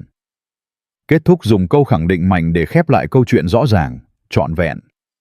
Lưu ý trả lời trong mục tin nhắn không nhảy sang mức document. 1125. Orchestrated seamless narrative continuation with emotional depth and strong closure. Orchestrated seamless narrative continuation with emotional depth and strong closure. He came at midnight, and he did not come himself. That was the first thing Clara registered when the sound reached her through the walls of Harmon's hotel. Not the measured footsteps of a man in expensive boots, but the heavier, less careful movement of hired men who had been chosen for their willingness rather than their judgment. The back door. The kitchen window. 2 points of entry, which meant Fennec had thought about it enough to split them, but not enough to understand what he was splitting them against. Reed was on his feet before Clara had finished processing the sound. He moved her away from the table and toward the interior wall in a single motion so practiced and so quiet that she went without resistance, which told her something important about the past 2 days. That somewhere in the hours of documents and telegraph offices and family affidavits, she had begun to trust the specific weight of this man's judgment the way she trusted a correctly balanced column, without having to verify it each time. Ruth Harmon appeared in the kitchen doorway with a shotgun she held, the way she held everything with the ease of a woman for whom it was simply a tool appropriate to the situation. She looked at Reed. He held up 2 fingers. She moved left without a word. Brixton came down the stairs fully dressed, which meant he had not slept either, and positioned himself at the front room entrance with the unhurried competence of a man who had spent years in rooms where things went wrong and had learned to be ready before they did. Briggs came through the back door first. Carson came through the kitchen window and found Reed already waiting at the wall beside it, and what followed was brief and entirely decisive in the way that physical confrontations were when one side had been expecting them and the other had been counting on surprise. Carson went down. Briggs made it 3 steps into the front room before he found Ruth Harmon's shotgun at a distance that ended every calculation he might have been attempting. "Set it down," Ruth said in the tone of a woman who had made larger decisions than this one before breakfast and did not require a response. Briggs set it down. Clara stood against the wall with her satchel in her hand and watched it happen in less than 40 seconds and recorded every detail the way she recorded everything. Time sequence, faces, the specific sounds that would need to be described accurately in front of a federal judge. Her heart was beating hard. Her hands were steady. She had learned the difference between fear and panic a long time ago, and she understood that fear was simply information, while panic was what happened when you refused to use it. "Who sent you?" Reed said. It was not a question. Briggs said nothing. "Douglas Fennec sent you," Clara said, and pulled out the pen she had not put down since that morning. And you will have the opportunity to confirm or deny that statement in front of Judge Alderman in Springer tomorrow at 10 o'clock. I'd recommend using tonight to decide which choice serves you better." She looked at him directly. "Fenwick sent 2 men. He did not come himself. That is not the behavior of a man who intends to stand behind what he has done. When this reaches a federal court, and it will reach a federal court, the men who acted will be the ones who pay for it, unless they give the court a reason to look higher." Briggs looked at her for a long moment. Then he looked at Carson, who was sitting against the kitchen wall, holding his shoulder, and staring at the ceiling with the expression of a man revising his understanding of what the evening was going to cost him. Walt Brixton tied both men's wrists and positioned them in the kitchen and went back to his post without commentary, which was how Clara had come to recognize competence in the past 2 days by its absence of theater. She sat back down at the table. "I need to write one more document tonight," she said. Ruth lowered the shotgun and looked at her with the expression she reserved for things that were both predictable and slightly exasperating. "Of course you do," she said, and went to put on coffee. Clara wrote the account of the night's events, time method of entry identification of both men names of every witness present in the same language as everything else she had produced in the past 48 hours. Precise, sequential, constructed so that interpretation was unnecessary because the facts were arranged to speak entirely for themselves. When she finished, she had every witness sign it. Ruth, Reed, Brixton. Then she set the pen on the table between Briggs and the lamp and looked at him. "One signature," she said. "That's all I'm asking for tonight. Just tell me who sent you and put your name on it. Everything else can be decided tomorrow." Briggs looked at the pen for a long time. Clara watched the calculation happen in his face, the specific recalibration of a man who had chosen the wrong side and was only now fully understanding what that meant. He was not a foolish man. He was a man who had made a poor decision about who to work for, and those were different categories entirely, and Clara had lived long enough to know the difference. He picked up the pen and signed. From the kitchen, Carson said, "Me too," before anyone asked him. Reed looked at Clara across the table. "That's the last piece," he said quietly. "I know," she said. "Go to sleep. The hearing is at 10. He looked at her for a moment with that expression she had come to know over 2 days.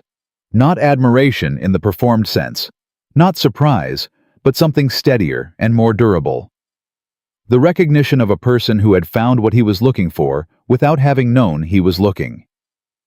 Then he did something she had not seen him do before. He reached across the table and put his hand over hers for exactly 3 seconds without squeezing. Without drama, the way you touched something you wanted to confirm was real.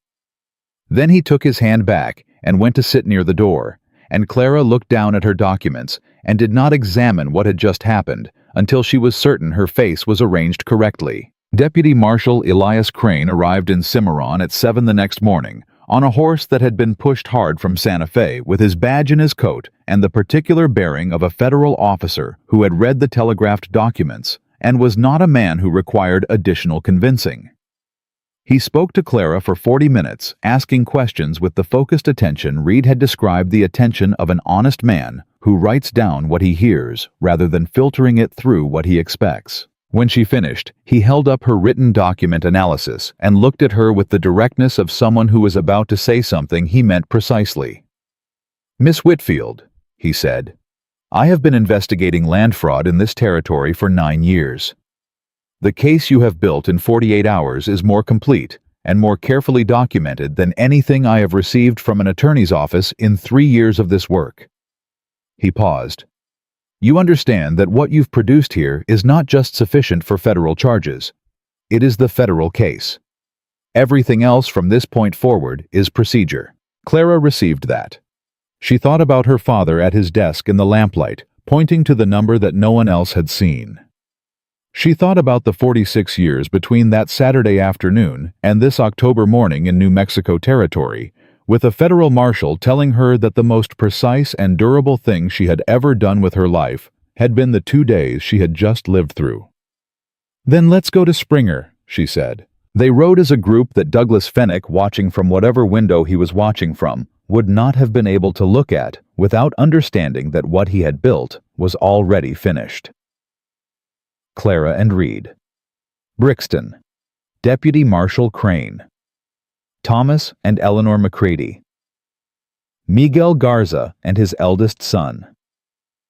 Ruth Harmon, who had closed her hotel for the first time in 11 years and sat her horse with the particular composure of a woman who had made her decision and intended to see it through to its proper end. Briggs and Carson rode under Crane's authority, their faces carrying the specific, expressionless quality of men who had made their calculation the night before and were now committed to it. Fenwick's lawyers were already inside the courthouse when they arrived, two men from Albuquerque in expensive suits who exchanged a single glance when the group came through the door that Clara read without difficulty. The glance of men who had been hired to win a case and were now looking at the evidence that they couldn't. Fenwick himself sat at the respondent's table. He had his controlled expression in place, the lacquered surface he wore in public, but Clara watched his eyes move across the group as they entered Reed Crane's badge, Briggs and Carson's faces, and finally her satchel, and she watched the lacquer develop very quietly. A crack.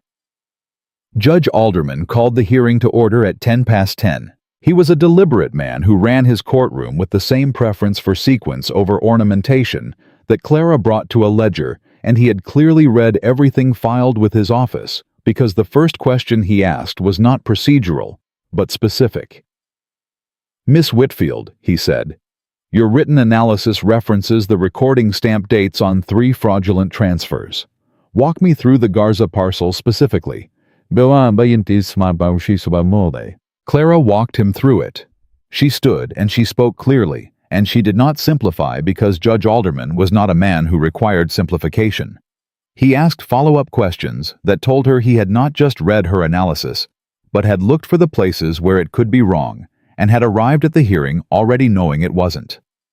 Fenwick's lawyers objected to the methodology of her analysis, to her qualifications, to the admissibility of the certified copies from Springer and Alderman, overruled each objection with the specific brevity of a man who had considered the arguments and found them insufficient before they were made. When Ruth Harmon took the stand and produced Edmund Harrow's letter, original postmarked St. Louis, February 14, 1878, and read the relevant passage in a voice that carried without being raised, one of Fenwick's lawyers stopped writing mid-sentence. When Miguel Garza testified that he had purchased feed from Edmund Harrow in March of 1878 before Harrow's departure, and that Harrow could not have sold land in October of 1881, because every person in that courtroom with any knowledge of the man knew he had been dead in Missouri for 3 years. By then the other lawyer set down his pen and did not pick it up again. When Deputy Marshal Crane entered the federal complaint and read the charges into the record mail fraud conspiracy to commit land fraud, filing false instruments in a territorial court, and interference with interstate commerce in connection with the Santa Fe Railroad Corridor contract, Douglas Fenwick's face did something Clara had not seen it do in 2 days of increasingly catastrophic news. It went entirely still, the stillness of a man who has stopped calculating because the calculation is over. "Mr. Fenwick," Judge Alderman said, setting down the last document with a finality that required no additional emphasis, "the emergency resolution filings are stayed. The disputed title transfers for all 11 Cimarron corridor properties are suspended effective immediately, pending the outcome of the federal proceeding." He looked at Fenwick directly. "You are remanded to the custody of Deputy Marshal Crane." Crane stood. In the moment before Fenwick stood, he looked across the room at Clara Whitfield. She had expected anger. What she found instead was something she had not anticipated, not the rage of a man who had lost, but the stunned recognition of a man who was only now, at the moment of complete defeat, understanding what he had actually been dealing with. Not a desperate widow managing a failing station. Not a frightened woman who could be thrown into the dirt and managed into compliance. A woman who had read his forgeries the way her father had taught her to read everything completely without sentiment, until the documents told her exactly what had been hidden in them. Clara met his gaze and held it until he looked away. Then she put her hand on her satchel, and she exhaled, and she was finished. Reed found her on the courthouse steps when the room had cleared. He came out and stood beside her, and said nothing for a moment, which was one of the things she had come to appreciate most specifically about him, the understanding that silence was not absence. "It's done," he said finally. "It's done," she confirmed. The October air was cold and carrying the first real promise of winter. Below them, Springer went about its ordinary business entirely unaware that the structure which had been consuming this valley from underneath for 3 years had just been pulled out at the root in a room 60 feet away. "The station," Reed said. "What happens now?" "My original deed stands. The railroad contract collapses without clean corridor title, and no railroad's legal team will pursue a scheme their own contracted agent is being federally prosecuted for." She thought through the rest of it methodically, the way she thought through everything. The 11 families keep what is theirs. Crane told me before the hearing that the federal investigation will likely reach back to 14 prior transactions Fenwick completed between 1875 and 1882. Those families, wherever they scattered to after losing their land, may have recourse. She paused. That will take years. But the record is now honest, and honest records do their work eventually. Reed was quiet for a moment. Then, Clara. He used her given name the way he did everything without announcement because the moment warranted it and not before. "I need to say something that isn't about the case." "All right.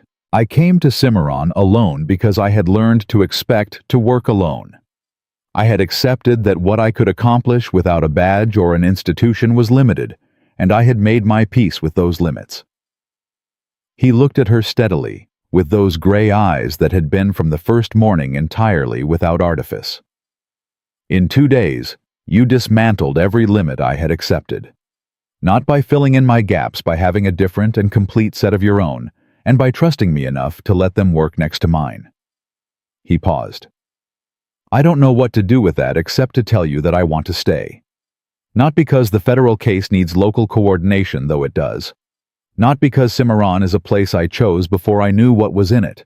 Because you're here, and everything I am is better work when it's beside what you do." Clara looked at him for a long moment. She performed the accounting that had become the discipline of her life, the careful, unsentimental tallying of what was real against what was being claimed. She had gotten very precise at that accounting. She had applied it to documents and to people, and to the specific quality of promises, and she had learned to distinguish between the performance of sincerity and the thing itself. The accounting this time was unambiguous. "I'm not ready for everything yet," she said. "There are things I need to rebuild in myself before I can offer them to anyone else. You should know that. I know that. But I'm not telling you to leave." Something in his face shifted quiet and complete, the way a column balanced when the final entry was correctly entered. "That is exactly enough," he said. "That is more than enough to begin with." Ruth Harmon came down the courthouse steps behind them, coat buttoned, expression carrying the particular satisfaction of a woman who had seen a correct outcome arrived at through correct means. She stood beside Clara and looked out at the street and said nothing for a moment, with the quality of a person who has said everything that needed saying and is now simply present. "I'm hungry," Ruth said finally. "I closed my hotel for an entire day on your account. Clara and I have been feeding the two of you for 48 hours on your behalf, and I would like to sit down at a table that is not covered in land documents and eat a meal that someone else has prepared." She started walking. "Come on." They went.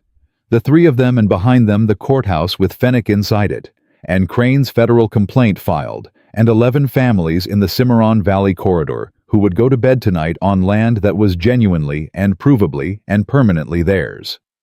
The lunch Ruth ordered was the best meal Clara had eaten in 4 years, not because of what it was, but because of what had been set down in order to eat it, the weight she had carried since the morning the dispute notice arrived, and the longer wait before that the accumulated years of being alone with her own precision in a world that had consistently underestimated what that precision was worth. She sat at a table in a restaurant in Springer, New Mexico territory in October of 1884 with a federal marshal's business card in her coat pocket and a satchel of irrefutable documents at her feet.